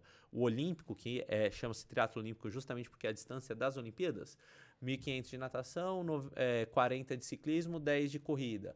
Meio Iron, 1.900, 90, 21 e o Ironman 3.800, 180, 42. Então, se ele faz um short, um olímpico, um meio, já vai pro Ironman, você tá queimando etapas, você não tá vivenciando o esporte com tudo aquilo que ele pode te proporcionar. E, poxa, não foi 1 nem 2 vezes que eu vi atletas, eu quero fazer o meu Ironman. Aí o cara vai ter um volume de treino muito grande que ele acaba tendo que passar, se submeter para isso, porque é o objetivo dele. Quando acaba a prova, ele abandona. Falam que eu não quero mais isso, né? Entendeu? Por quê? Porque né? ele não passou por essa jornada, ele não teve a experiência da vivência, das adaptações, do dia a dia, de ir acomodando a logística, assim por diante. Então, isso é meio traumatizante, entendeu? Sim. Então, assim, já aconteceu comigo, com atletas na assessoria, já aconteceu com diversos atletas em diversas assessorias e vai continuar acontecendo, porque a galera, óbvio, não é papel deles ter essa noção ou não do quão difícil é uma prova de longa distância nesse contexto, mas a galera é meio emocionada, sabe? Tipo assim, putz, eu vou me inscrever aqui e vamos ver o que acontece. Antes de chegar pro professor e perguntar, pô, e aí? Dá pra fazer? Não dá pra fazer? É a mesma coisa, acontece na maratona, o cara se inscreve pra maratona e ele não consegue correr nem 5 quilômetros direto. Você tem isso em todos os esportes, entendeu? Então acaba acontecendo, é o cara que quer fazer uma prova de ciclismo, o cara compra a bicicleta, em 3 meses o cara já quer estar pedalando 100 quilômetros, entendeu? E aí vai ver, o cara tem ali uma dor no quadril, uma dor no joelho. Então, o corpo ele depende de tempo para adaptações e fazer essas coisas. Então, eu sempre coloco, dê tempo ao tempo. Então, existe um prazo mínimo que dá para se realizar e existe um prazo que seria o prazo gostoso, sabe? Onde você vai aproveitar as etapas. Então, voltando pro Ironman, quero fazer um Ironman. O que você fala para mim? Poxa, vamos fazer 1 ano de provas entre distância short olímpica. Aí, no final desse ano, talvez a gente coloque um meio Ironman ou não. Aí, no segundo ano, a gente põe uma prova de meio Ironman no primeiro semestre, ainda fazendo provas menores, como treino, e aí coloca o Ironman, a distância total, lá no final do segundo ano. Então, nesse formato, no mínimo, você passou pelas etapas, treinou, fez o ajuste ali de logística, de agenda, de vida, entrou numa rotina e isso foi um processo, não acaba sendo algo traumatizante. Então, eu sempre coloco, quer fazer um Ironman? 2 anos. Você quer fazer uma maratona? Vamos colocar aí pelo menos 1 ano inteiro de treino bem treinado para a gente começar uma periodização de maratona. Então, treinar 1 ano inteiro para a gente falar assim, poxa, ó, a partir de agora, fiz provas de 5, 10, 15, 21. Hoje em dia tem até distâncias meio doidas, 25, 30. Pô, fiz tudo isso. Agora dá para partir para uma maratona de forma segura, adaptada, e aí eu consigo fazer isso de uma forma bacana. Então, pelo menos 1 ano de treino de corrida com evoluções em distâncias, em volume, em logísticas de treino, para poder começar uma periodização de maratona. E um Ironman que aí seria nesse sentido, aí 2 anos aí é o que eu acho interessante. Pegada. Você tem que ir subir nos degraus. Os degraus aos poucos, né?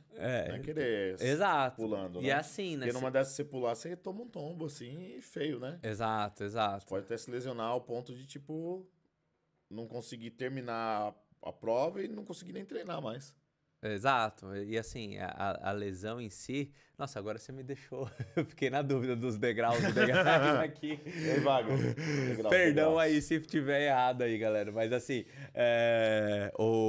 se você pular etapa... E assim, não é uma questão... Muitas vezes é erro do profissional que está acompanhando, mas muitas vezes é uma questão particular do seu próprio corpo. Então, por exemplo, que nem no momento eu tô ligeiramente lesionado, eu tô com uma tendinite no tendão do glúteo médio mínimo ali. Por quê? Porque eu tô com menos volume de treino semanal certinho, eu tô um pouco acima do peso, tal, não tô conseguindo alinhar minha agenda para funcionar numa logística bacana faz um tempinho já, né? E aí, nesse contexto, eu acho que eu tô do mesmo jeito que eu tava no auge. Então, poxa, eu fiz uma prova de 10 quilômetros há 2, 3 semanas atrás, que a gente trabalhou junto nela, e, poxa, eu corri 10 quilômetros para 47 minutos. Só que, tipo, com 15 quilos acima do meu peso, mandou bem pra entendeu? caramba. É bom pra caramba? Mas aí você vai ver, eu colhi o resultado disso depois. Deu uma tendinite, entendeu? Então, assim, tudo isso depende muito dessas logísticas. Então, às vezes, até a periodização, a programação, o professor tá fazendo tudo certinho, a logística tá certinho, mas você não conseguiu descansar direito, seu corpo vai reclamar. Você não conseguiu se alimentar direito, seu corpo vai reclamar. Ou você conseguiu fazer tudo 100%, mesmo assim, seu corpo pode reclamar, porque ele tem as adaptações específicas dele. Cada pessoa é um indivíduo... único, né? Então você tem ali uma condição específica de cada um e isso acaba influenciando. Então, pular degrau, você fazer com que você queime etapas, você potencializa a chance de você ter problemas. Então, acaba acontecendo isso. Então, sempre você fazer num formato estruturado, você minimiza. É que nem você falar assim, poxa, vou fazer musculação para não lesionar.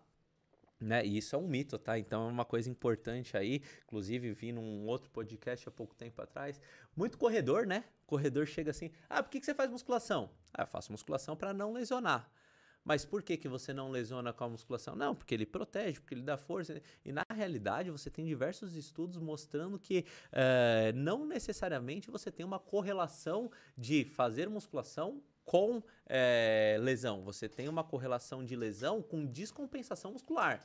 Então, você tem um certo equilíbrio muscular entre cadeias musculares. Então, por exemplo, que nem você tem ali quadríceps e posterior. Você tem uma relação de força entre o quadríceps e a cadeia posterior que ela tem que estar numa certa balança, equalizado. Se você está mais para um lado da balança, você está forçando mais o outro e vice-versa. Então, esse tipo de coisa faz com que você tenha propensão à lesão. É um desbalanceamento muscular, mas não significa que você está fazendo musculação, porque você pode estar fazendo musculação, inclusive de forma errada, e potencializando essa diferenciação e deixando você mais suscetível à lesão. Então, não é só fazer a musculação. Você tem que fazer a musculação da forma correta.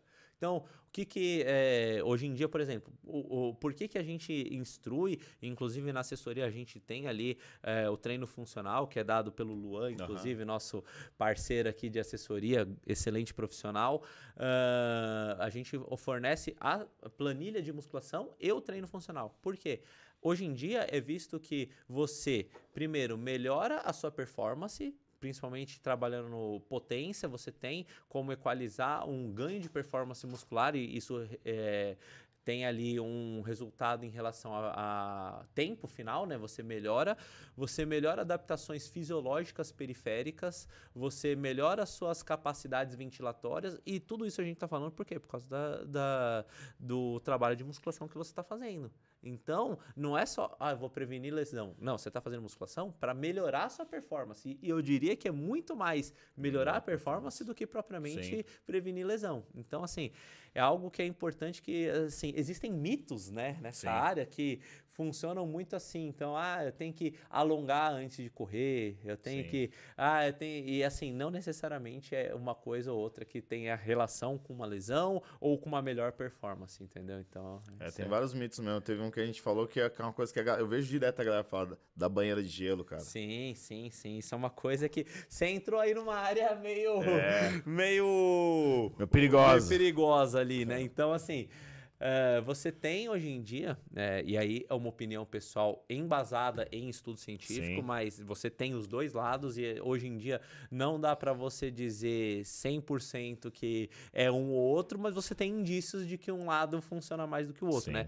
E você tem muitas clínicas, muitas coisas que vendem esse recovery, não, porque é a banheira de gelo e não sei o que, tal, diminui marcadores inflamatórios. Só que o que acontece? Você tem ali a diminuição de alguns marcadores, só que você tem a potencialização de outros marcadores. Entendeu? E aí você diminui a temperatura muscular ali, só que isso também faz com que você tenha respostas fisiológicas ao treino prejudicada. Então, tipo assim, poxa, eu fiz o treino, entrei numa banheira de gelo, numa piscina ali, enfim, para eu me recuperar. Beleza. Só que você entra ali, você pode estar inibindo o seu corpo de colher os frutos do ótimo treino que você fez.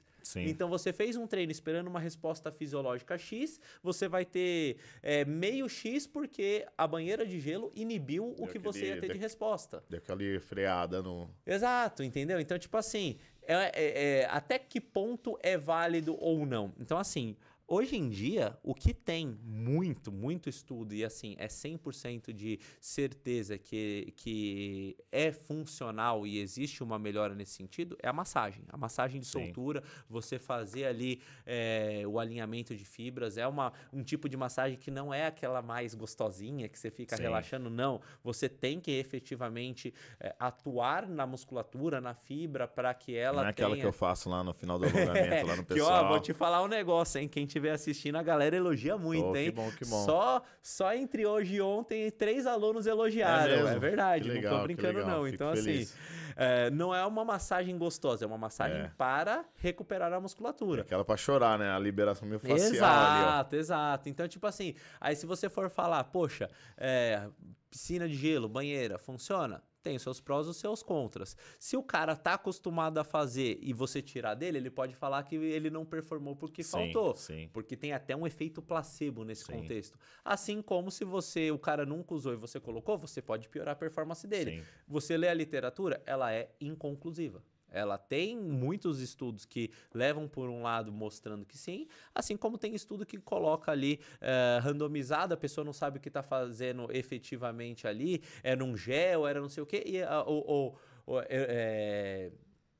não vou saber colocar, mas por exemplo, quer ver? Posso? Você dá licença de eu só baixar uma anotação aqui rapidinho, mas aí eu vou falando, mas você tem este estudo específico que mostra assim, a pessoa fez uma randomização ali entre você de um gel, entre uma piscina quente, a água fria, a temperatura, tudo mais, e tipo assim, poxa, o que será que a gente vai colher nesse sentido? Qual vai ser a diferença? E os resultados foram muito parecidos, entendeu? Então, eu só tô pensando aqui que eu mandei para um aluno isso daqui, quer ver? Igual, eu vejo muito isso daí na musculação, né?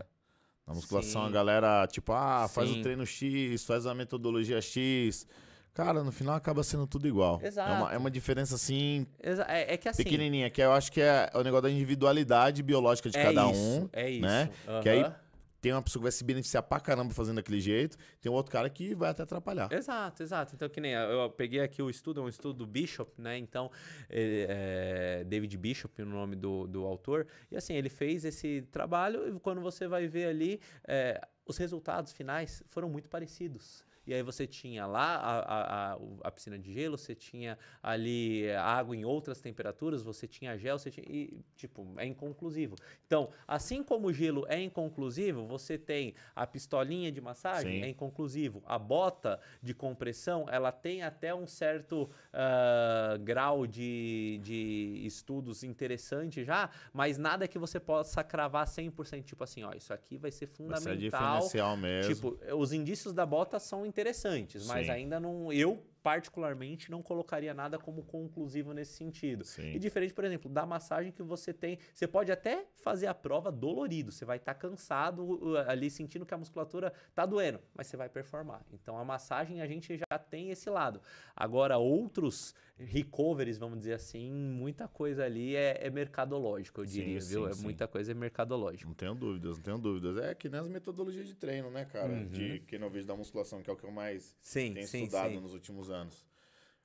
Os caras querem inventar a roda de novo, cara. É fazer isso o mesmo. básico muito bem feito É isso, é isso. e pronto, cara. Aí E você quer catar o iniciante, dar o treino, metodologia, não sei o que lá.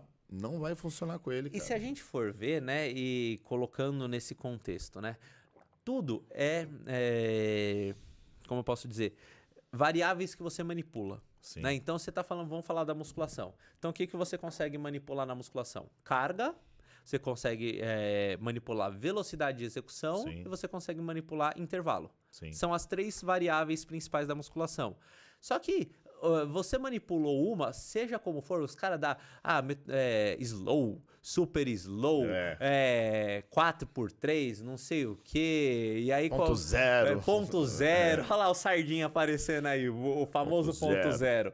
Então, você tem milhões de... Mas se você vai estudar especificamente, é só um nome bonito que o pessoal colocou para manipulação das variáveis. Isso entendeu? Mesmo. Então, tipo assim, o ponto zero. Tá, o cara tá fazendo ali uma parada em isometria no ponto mais difícil dele iniciar um novo torque. Ele vai ter que solicitar mais fibras para isso. É uma metodologia? Beleza, mas é a única funcional? Mas nem de longe. Entendeu? E tem aquela história. Será que ela funciona? Ela pode funcionar para uns e para outros não, que é o que você estava falando agora. Entendeu? Então, que nem eu estava conversando, não sei se foi na conversa contigo já hoje aqui, mas eu falei sobre isso hoje, né? De um negócio chamado VBT, que é o Velocity Based Training. Basicamente, acho que foi numa aula hoje de manhã que eu acabei utilizando, falando com o aluno isso. Então, o que é o VBT? Você tem uma logística de treino, onde o treino inteiro ele é baseado na velocidade de execução. Então, e basicamente, quando a gente está falando de atletas profissionais, a grande maioria, e principalmente dos atletas nível olímpico, eles treinam nesse formato. Por quê? Se você treina muito pesado, então a gente colocar cargas aí de percentuais de RM, 80%, 85%, 90%, o cara vai ficar todo dolorido e ele não vai conseguir performar no esporte dele, a não ser que o esporte dele seja o fisiculturismo, como é o nome daquele outro que é... Powerlift. Então, assim, a não ser que seja a modalidade esportiva dele, ele não pode ficar quebrado para a modalidade principal. Sim. Então, por exemplo, os atletas hoje em dia nível olímpico, eles utilizam o VBT, que aí é o Velocity Based Training, que a depender, existem é uma literatura bem embasada que a execução do movimento em dada velocidade corresponde ao percentual X da carga. Né, da carga ótima. E aí, da carga máxima. E a partir daí, você tem uma zona ótima, que a gente chama isso de Optimum Power Load, né, que é o OPL. Você tem uma zona otimizada, onde nessa zona você tem ganho de hipertrofia com o maior ganho de potência possível. Então, por exemplo, a gente estava falando muito de natação. O nadador, o que o cara precisa ser? Ele precisa ser forte, mas ele precisa ser rápido. Sim. Se ele ficar forte, porém com uma contração muscular lenta, ele não vai progredir. Não vai performar. E não vai performar. Assim como todas as outras modalidades, principalmente modalidades que exigem potência do corpo, né? Então, os atletas profissionais, muitos deles têm trabalhado basicamente assim, e principalmente os atletas que chegam em altíssimo nível, eles trabalham nesse formato. Não conhecia, estudar entendeu? Isso daí. Chama VBT, é uma metodologia, tá? Então, assim como existem milhões, que a gente estava falando, mas, por exemplo, quem trabalha com VBT hoje em dia? pouquíssimas pessoas. É uma área muito mais específica. Eu, por exemplo, estudei, foi o tema do meu último TCC que eu fiz de pós-graduação, né? Então, eu tenho pós-graduações em biologia, em biomecânica, né, voltada para o esporte, fisiologia do esporte e treinamento, que, na minha opinião, em relação à educação física, são os 3 pilares da educação física. Base, é a base. É a base. E o treinamento é um treinamento voltado para alto rendimento. Eu fiz o meu TCC voltado para o VBT, né? E assim, era algo que eu tinha pouco conhecimento, estudei bastante, aprendi bastante, só que, tipo assim, num público normal, numa academia, é difícil você conseguir operacionar isso de uma forma bacana. Primeiro, porque existe já o padrão de trabalho, então o cara quer pegar mais carga, o cara quer fazer força, o cara quer... Então tem já um contexto nesse sentido. E um segundo ponto que, tipo assim, treinar em VBT é um treino bem desgastante. Entendeu? Então, se você vai treinar porque você não faz, tipo, não é só velocidade de execução, é velocidade de execução até a exaustão. Então, quando é que você termina? Então, explicando como é que funciona a metodologia, até porque você não tem tanta familiaridade nesse sentido. Você tem um padrão X, né? Você está executando o movimento, então, eu quero executar, sei lá, supino, a tal velocidade que corresponde a tanto percentual de carga de RM e ela tem que ser nessa velocidade. Então vamos colocar um ponto, sei lá, 1 metro por segundo. Eu não estou estipulando, só travando em alguma metodologia. Se você cai se você cai um determinado percentual na velocidade de execução, você interrompe. Só que até você cair, você continua. Sim. Então, tipo assim, você errou na carga, colocou pouca carga, você vai fadigar, você vai fazer muito mais repetição. Você colocou muita carga, você vai fazer... Às vezes você não consegue nem em 2 execuções. Sim. Então, normalmente quando a gente treina por VBT, a gente está treinando numa metodologia que ela é em função da velocidade de execução. Quantas repetições vão dar? Tanto faz. Vai dar menos, vai dar mais, vai depender da velocidade de execução. Se numa série você fez 10, na outra você fez 6, na outra você fez 3, a sua série vai ser uma de 10, uma de 6, uma de 3 e considerando a velocidade. E ponto. Paciência se, eu levantei mais, menos, porque ali a prioridade é a execução na velocidade para gerar dada potência. Entendeu? E aí, quando que a gente usa isso? Principalmente com atletas profissionais. Então, a gente está falando de atletas que buscam performance nas suas modalidades e não podem ficar destruídos por conta de um treino X de musculação que vai impedir ele de performar. E outro ponto que a gente pode trabalhar isso é com um atleta voltando de lesão. Então, quando a gente tem um atleta que tem alguma deficiência por estar voltando de lesão, fez uma cirurgia, fez alguma coisa, ele não pode trabalhar com cargas muito grandes, você estipula uma velocidade de execução para determinada carga e a partir dessa velocidade você consegue controlar o treino dele, porque ele vai estar numa velocidade X, vai mantendo, caiu o percentual que eu estipulei, que normalmente é de 5 a 10% dependendo do tipo de trabalho que você quer fazer. E 10% na velocidade de execução é pouca coisa. Pô, o cara parou ali, acabou a série, então você consegue controlar. E aí você tem muitas, então tipo assim, isso falando de VBT. Aí você pode colocar, por exemplo, uma metodologia com oclusão. Sim. Você já viu esse trabalho? Sim, oclusão já. Então, você vai fazer uma musculação com oclusão, cara, é a coisa mais dolorida do mundo. Daí eu nunca fiz, mas já vi uns vídeos que... É uma coisa assim, eu fiz como, aí eu servi de... Eu gosto de servir como cobaia. Quando eu tô nas pós-graduação, então eu servi como cobaia na demonstração dessa metodologia e, cara, era uma coisa simples, era teste de preensão plantar, então aquela maquininha que você fica apertando aqui, então você ficava aqui e tava ocluído aqui com o manguito, né? E aí o que acontece? Você faz a série, você tem estipulado o tempo de intervalo. Só que enquanto isso, você não tira a oclusão, ele fica travado. O que acontece? Fisiologicamente, aquilo que estava precisando se restituir continua aqui dentro. E o seu corpo, ele vai perdendo a capacidade contrátil, porque ele vai solicitar novas fibras.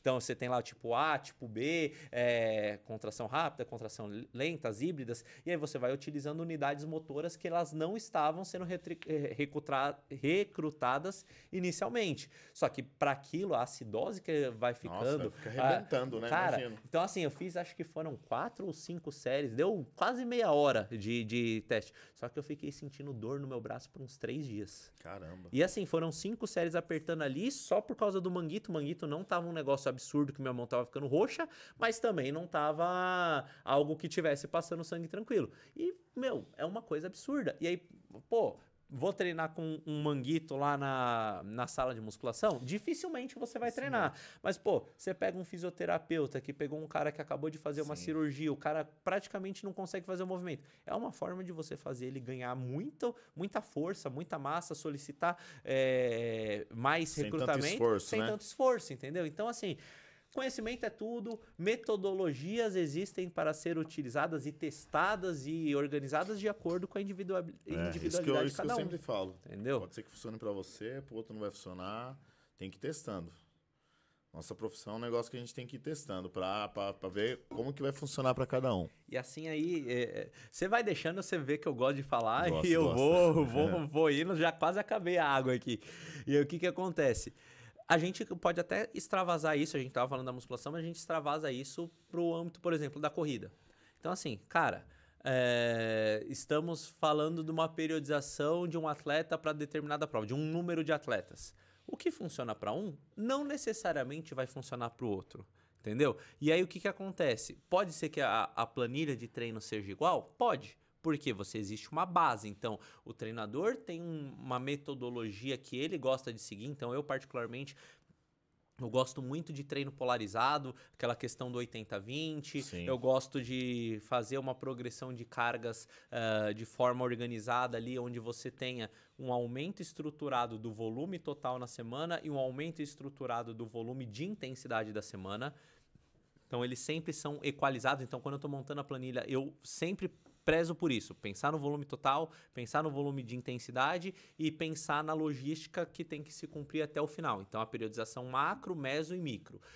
Só que o que acontece? Você tem ali a metodologia que você gosta de utilizar, 2, 3 que você tem ali a sua confiança, mas existem inúmeras. Sim. E aí, quando você faz o treino, você pode colocar numa base, colocar todo mundo naquela base que você gosta de utilizar e beleza, vamos fazer assim. Funcionou? Funcionou. Numa segunda, aquele atleta que não funcionou, se você fizer o mesmo tipo de periodização, qual que vai ser o resultado? Igual. Mas aquela periodização não utilizou, não foi efetiva para aquele atleta. Então você tem a obrigação aí é do treinador mudar a logística para fazer isso. Então, por exemplo, também sem citar nomes, tem um aluno que tá com a gente na assessoria desde lá do comecinho até hoje. E assim, ele fazia provas de meio Ironman, hoje em dia ele tem ido mais pra corrida, mas ele continua treinando. E assim, ele chegava próximo do pico de periodização para provas de meio Ironman, ele ficava sempre doente. Sempre doente. Imunidade ia lá pra baixo. Imunidade ia lá pra baixo. E assim, fez uma periodização, aconteceu. Fez uma segunda e a gente... Pô, aconteceu? Você vai atribuir necessariamente ao treino? Não necessariamente, porque o cara pode ter tido uma semana difícil no trabalho, dormiu mal, se alimentou mal, ou encontrou alguém que tava gripado e pegou uma gripe perdida. Então assim, não necessariamente. Aí fez uma segunda vez, putz, de novo. Aí na terceira vez eu mudei.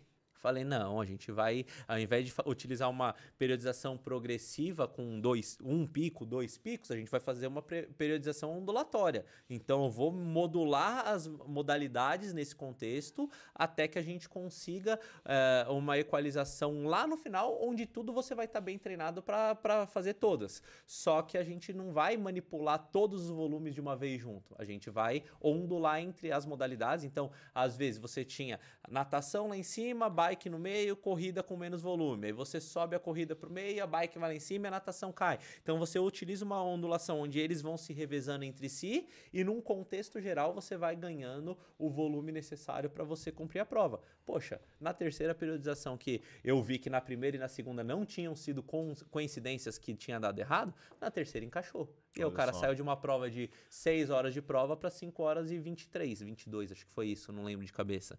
Então, tipo assim, teve uma melhora de performance absurda. Por quê? Porque a gente mudou a periodização. Então, Não dá pra crucificar, eu sou muito nesse sentido, então tipo assim, você fala, putz, o meu treino tá igual ao do cara, por quê? Porque essa periodização, ela é a periodização base em cima do que o treinador tem a confiança de que funciona numa logística para determinada prova. Mas poxa, não deu certo uma, duas vezes, conversou com o aluno na primeira, putz, não deu certo, conversei, me senti assim, acessado. É obrigação do professor equalizar isso de uma forma melhor para que ele tenha o resultado esperado. Então assim, eu costumo dizer que na área do treinamento esportivo, e aí entre os 3 pilares, né, que eu coloquei, então, biomecânica, fisiologia e treinamento, então, você manipulando essas 3 modalidades, você consegue extrair o melhor do aluno. Então, se a gente está falando de biomecânica a gente está falando de técnica de execução de movimento. Então, você tem uma técnica, não vou dizer que exista uma técnica ideal, tipo padrão, um robozinho tem que correr assim, assim, assado. Não. Existe uma técnica que é mais encaixada para aquele aluno.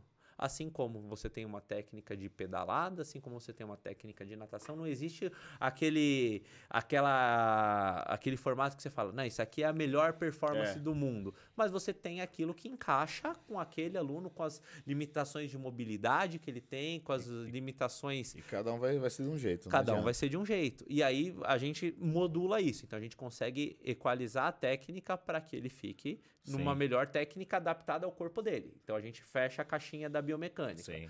Fisiologia. Poxa, o cara tá ali, ele tá fazendo, por exemplo, treino de tiro. Então vamos entrar numa outra seara. Treino de tiro. Hoje em dia o corredor, o triatleta, mas principalmente vamos falar do corredor. Quer melhorar? Faz treino de tiro. Normalmente, quando a gente está falando de treino de tiro, o que a gente está buscando melhorar? Capacidade ventilatória do aluno. Então, você tem lá o VO2 máximo, que é a zona onde a gente está trabalhando ali os tiros, mas você não necessariamente você melhorar o seu VO2 significa performance, porque às vezes o cara tem um VO2 alto, mas os limiares dele de pontos respiratórios ali, que é onde ocorre ali o acúmulo de lactato e aonde a sua musculatura para de ter esse contexto funcional de execução, de solicitação de fibra para execução do movimento, é aquilo que está precisando melhorar. Então, que a gente chama de L1 e L2, né? Que lá na corrida, nos nomes das marcas aí, a gente encaixa ali mais no Z2, Z4, então Z2 para Z3, Z4. Então, assim, que é o que a gente fala que às vezes o atleta está com uma capacidade de VO2 muito alta, que a gente estava falando de uma capacidade de captação de ar, né? Mas ele não consegue utilizar isso de forma efetiva. Então você vai fazer tiro e não vai melhorar. Você devia fazer o quê? Treino de fartlek. O que é o fartlek? Você vai trabalhar em zonas intermediárias pré-estipuladas de acordo com aquele VO2 máximo ou não, mas a gente vai trabalhar de acordo com testes específicos para aquele aluno, para que ele melhore, ele otimize aquela execução a partir do gasto energético. Então, a gente tem tempo aqui, tá tranquilo? Como é que funciona? Tá sossegado? Tranquilo, então, dá para fazer mais um pouquinho. Então, assim, eu vou dar um exemplo que eu gosto de dar, né? E aí, isso eu falo para os alunos, talvez fisiologistas venham me criticar ou não, mas eu gosto de usar isso como exemplo porque ele é bem autoexplicativo. Então, vamos colocar assim, você quer melhorar suas capacidades na corrida. Você tem que melhorar o seu L1 e o seu L2. Então, o que é o L1? O L1 é a partir do momento que você começa a produção de ácido lático do seu corpo. Então, não é nem ácido lático, a gente fala que é lactato, né? Que o ácido lático, automaticamente que ele é criado, ele é envolvido com outras moléculas que vão tornar ele um lactato. Então, você não tem ácido lático efetivamente no corpo, né? E aí você começa a produção disso e ele vai criando um acúmulo, só que o seu corpo começa um efeito tamponamento, ou seja, você está criando, vamos chamar de ácido ali, e o seu corpo está jogando algo básico ali para equilibrar a equação e beleza. Aí, a partir do momento em que o seu corpo não consegue mais tamponar isso, é o segundo limiar. É o ponto de respiração, ponto de compensação respiratória. Então, você não consegue mais tamponar e aí o nível de lactato transborda, cresce de uma forma muito efetiva e dali em breve você vai ser obrigado a interromper a atividade ou diminuir drasticamente a intensidade. Você não vai conseguir. Exato. Então, isso explicando de uma forma geral o que são essas zonas fisiológicas. Aí, se a gente for colocar num exemplo, que é o que eu gosto de dar, imagina um copo de plástico, desses de festa de normal assim. um copo de plástico com uma boca mais aberta, certo? Então, quando a gente está falando, você faz um furo embaixo e você vai jogando água. Então, você tem um furo embaixo do copo e você está jogando água no copo. Enquanto você não está acumulando nada no copo, lá embaixo, você está na sua zona de conforto. Você está abaixo do seu primeiro limiar, certo? Que seria o Z1 ali da corrida.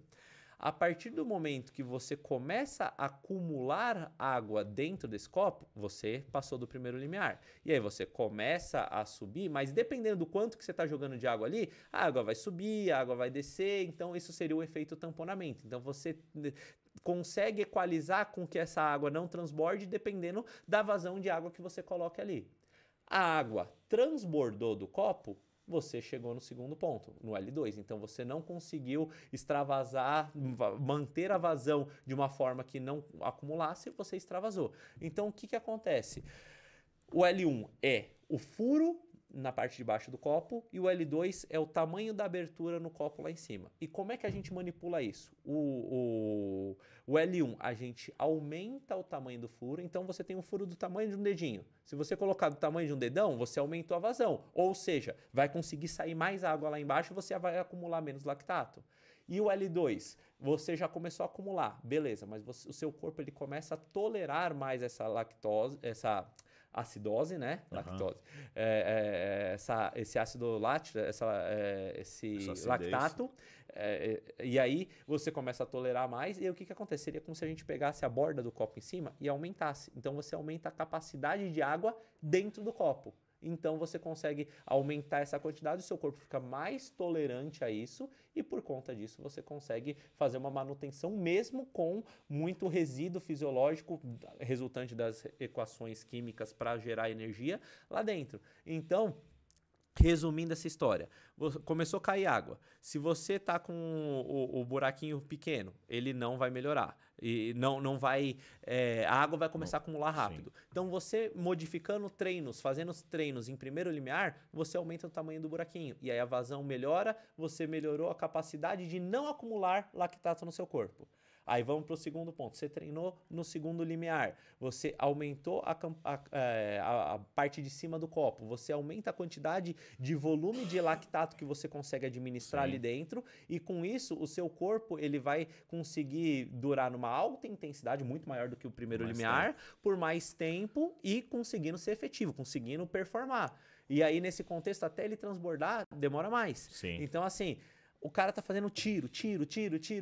Só que ele tá ali melhorando a tolerância dele ao acidose praticamente numa zona muito pouco trabalhada durante as provas. Porque você não vai trabalhar numa prova de 10 km a mesma intensidade que você trabalha no ritmo, um tiro. Então você precisa melhorar o quê? O seu L1 e o seu L2. Sim. Entendeu? E aí a gente entra nessa seara de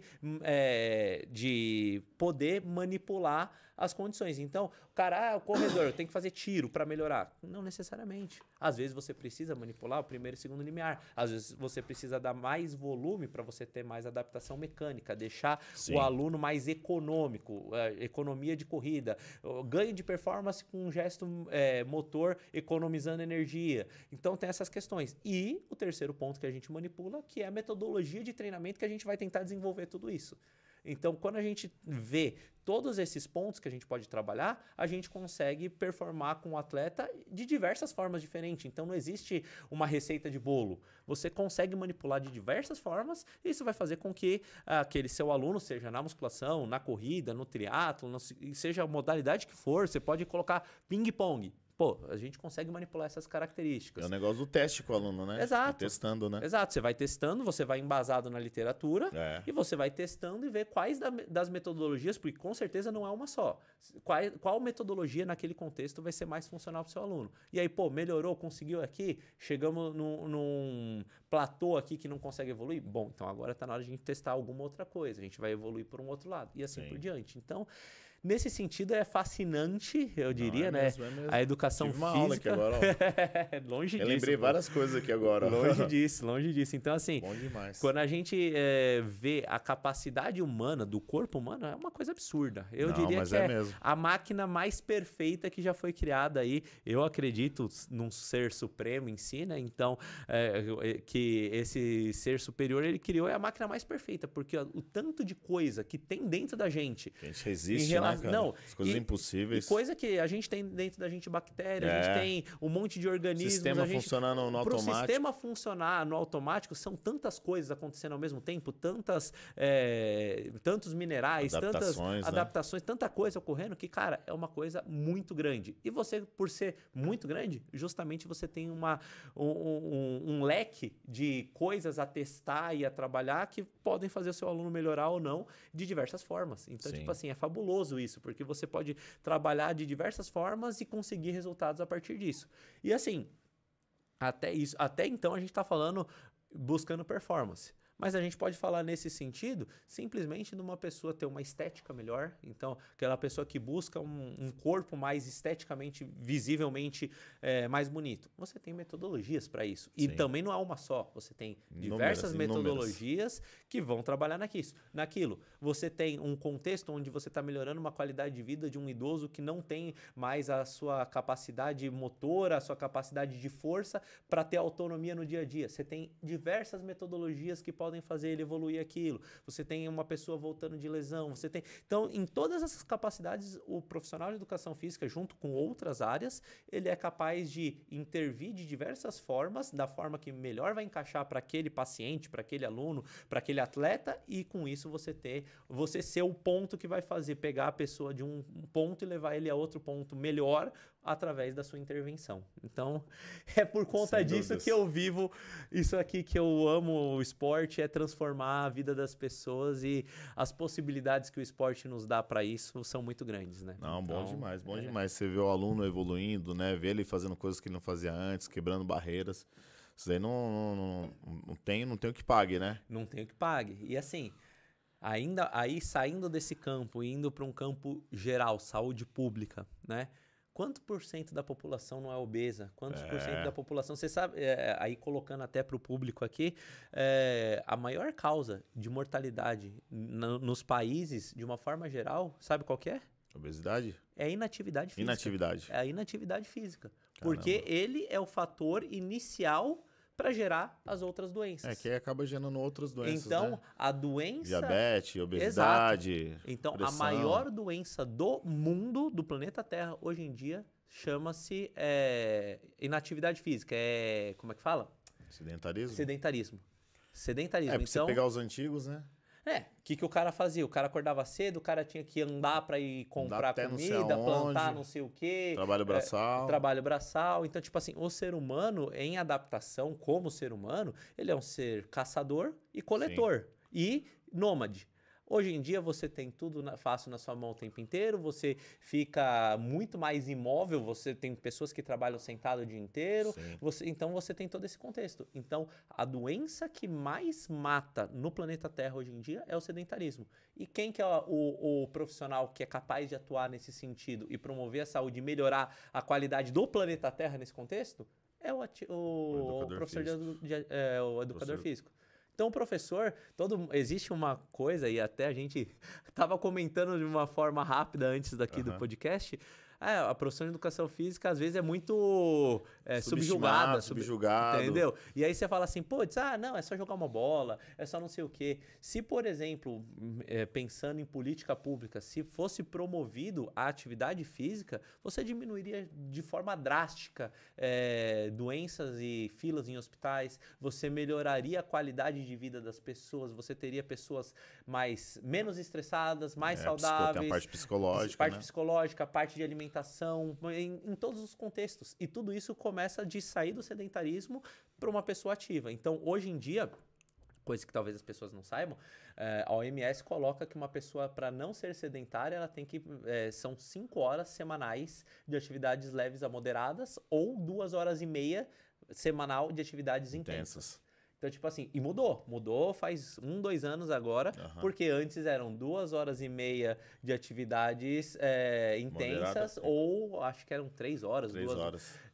De atividades leves. Mudou por quê? Porque o ser humano está mais sedentário. Tá regredindo, né? Entendeu? Nesse quesito tá regredindo. Então, tipo assim, a gente para pensar que a gente consegue ser um agente que muda a pessoa, a qualidade de vida da pessoa, muda a vida da pessoa efetivamente, desde um ponto simples de tirar ele do sedentarismo para uma prática esportiva e evitar que ele tenha depressão, que ele tenha problema cardiológico, problema de diabetes, problema de sobrepeso, problema enfim, diversas coisas, até uma questão efetiva de uma melhora de performance esportiva, de um desempenho em alguma coisa que ele queira, de uma melhora de organização do seu dia, porque você vai ter que se organizar para treinar, de uma melhora de foco, de uma melhora de uma série de coisas que o esporte proporciona indiretamente. Né? Sem então, dúvidas, isso é sem muito bacana. dúvidas. Ainda mais com esporte como uma corrida, que nem você falou, que é mega acessível. Exato. Todo mundo pode praticar. Todo mundo pode praticar, né? então isso tá muito funciona, fácil ali, né? Funciona muito fácil. Esses dias eu vi uma parada que eu tava até falando com os meninos no sábado.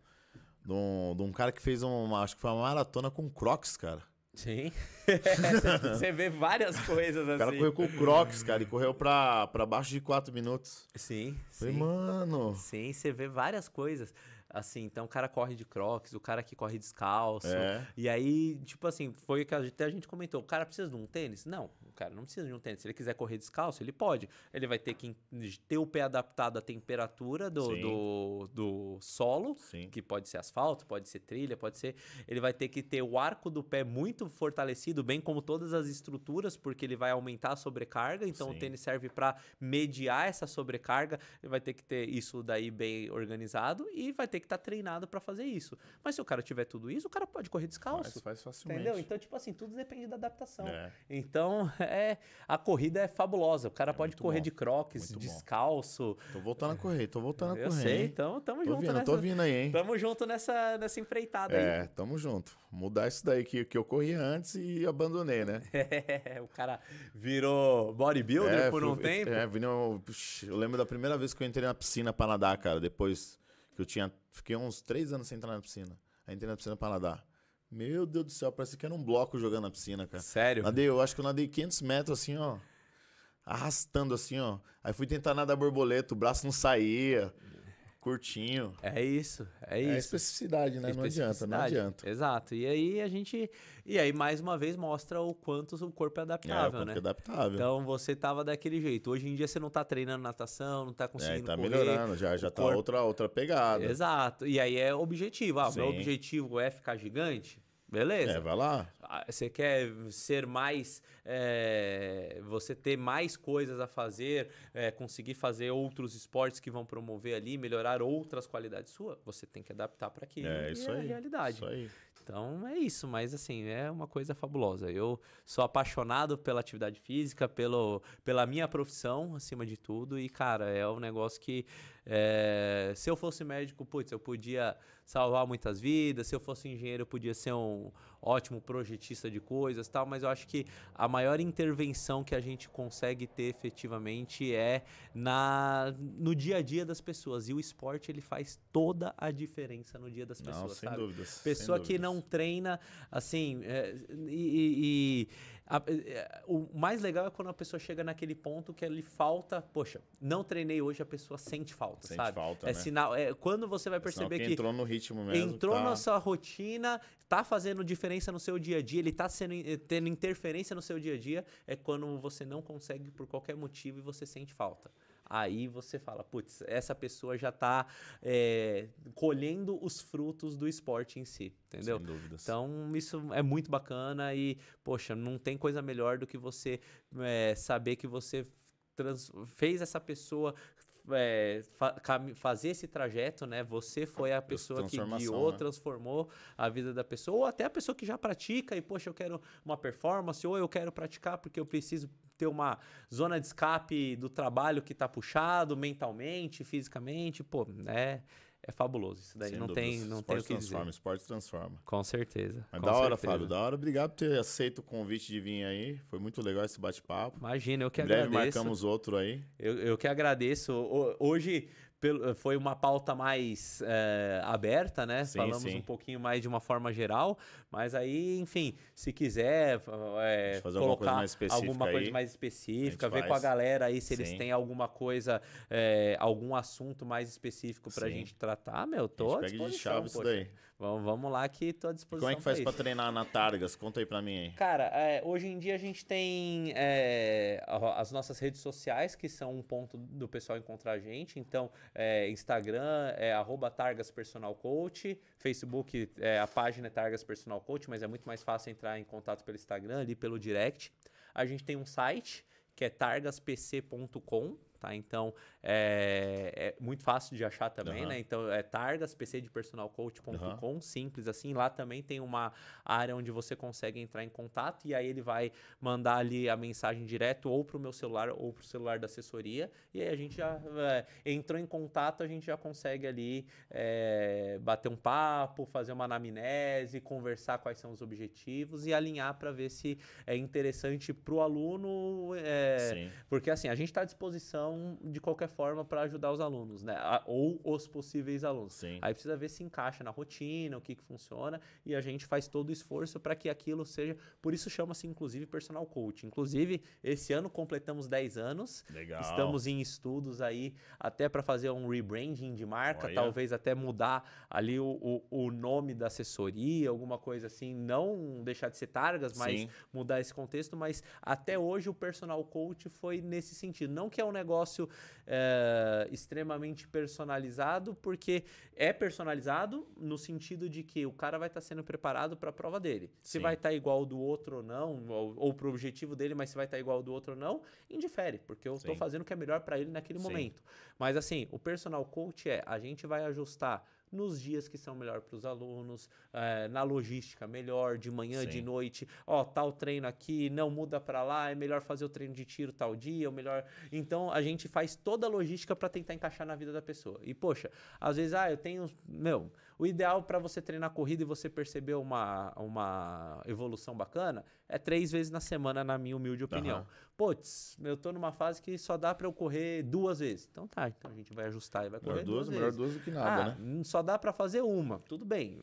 Que seja uma fase breve, mas a gente vai organizar para isso, entendeu? E a gente tenta organizar para o aluno, porque assim, a gente quer personalizar nesse sentido, de fazer o negócio ser funcional para o que a pessoa precisa, entendeu? Sim, Então, sem dúvidas. uma pessoa que quiser entrar em contato aí, Targas Personal Coach Instagram, Targas PC no site, tá? Ou quiser entrar em contato comigo no meu Instagram pessoal, @Fábio Targas. Deixa tudo aí na descrição. Tá aí na descrição. E assim, será um prazer, né, poder ajudar de uma forma geral aí, fazer o time crescer. Eu tenho que trabalhar mais, o Johnny tem que trabalhar mais. Precisamos. A gente Vou estar sábado lá na USP lá. Exato. Eu na corrida, o Fábio na bike lá. Exato. Então, para quem não sabe, o Johnny tá sempre na nossa estrutura aí nos treinos de final de semana, fazendo um excelente trabalho aí, muito elogiado pelos alunos, instruindo a galera. E assim, a gente tem que... Porque a questão não é tornar a empresa maior ou menor, e isso falo de coração. Óbvio que tem sempre uma questão financeira, tem todo um contexto assim,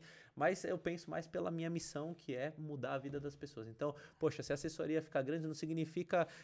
não é o objetivo maior, né? Poxa, eu estou lucrando, ganhando mais. Sim. E sim, eu estou transformando a vida de muito Sim. mais pessoas. Então, Com certeza. cara, esse é o meu objetivo. Então, se o Brasil inteiro, os 200 milhões de brasileiros que quiser treinar comigo, com certeza eu não vou conseguir abraçar, mas seria um sonho ter o Brasil inteiro, uma população que saísse ali, que é prioritariamente, o Brasil é um país sedentário, então saísse um país de sedentário para um país ativo. Então, assim, eu sou uma engrenagem pequena nesse contexto, mas que quero fazer a diferença na somatória lá para frente. Então, quem quiser aí se juntar ao time Targas, treinar com a gente, então somos hoje em dia... São 5 profissionais, né, atuando no momento. Então, tem treinos de corrida, treinos de triatlo, ciclismo, natação, musculação, funcional, né? Então, essas são as nossas áreas de atuação específicas. O aluno tem alguma coisa mais específica, a gente pode estudar ou não a viabilidade né? Então, às vezes acontece de aparecer um aluno com uma modalidade diferenciada, a gente pode buscar alguma coisa que venha dentro da assessoria ou até particularizado, um Sim. trabalho particular meu, seu, enfim, de algum dos professores. Mas assim, vai ser um prazer poder atender e fazer essa mudança na sua vida. Seja uma mudança do sedentarismo para o esporte ou uma mudança de performance naquilo que você busca no seu esporte. Bom demais, isso aí. Da Então hora, é isso. Fábio. Valeu, Johnny. Satisfação, Obrigadão. hein? Eu que agradeço. Da hora mesmo. E é isso. Isso aí, folks. Mais um episódio. E agradecer aí ao Vagnão que tá de volta aqui no Estúdio Mirai. Se quiser gravar seu podcast, é só chegar que vai ser sucesso. Vem pra Targas também treinar. Vai estar tudo aí na descrição. Não esquece de deixar o like, curtir, comentar. E é isso aí, bora.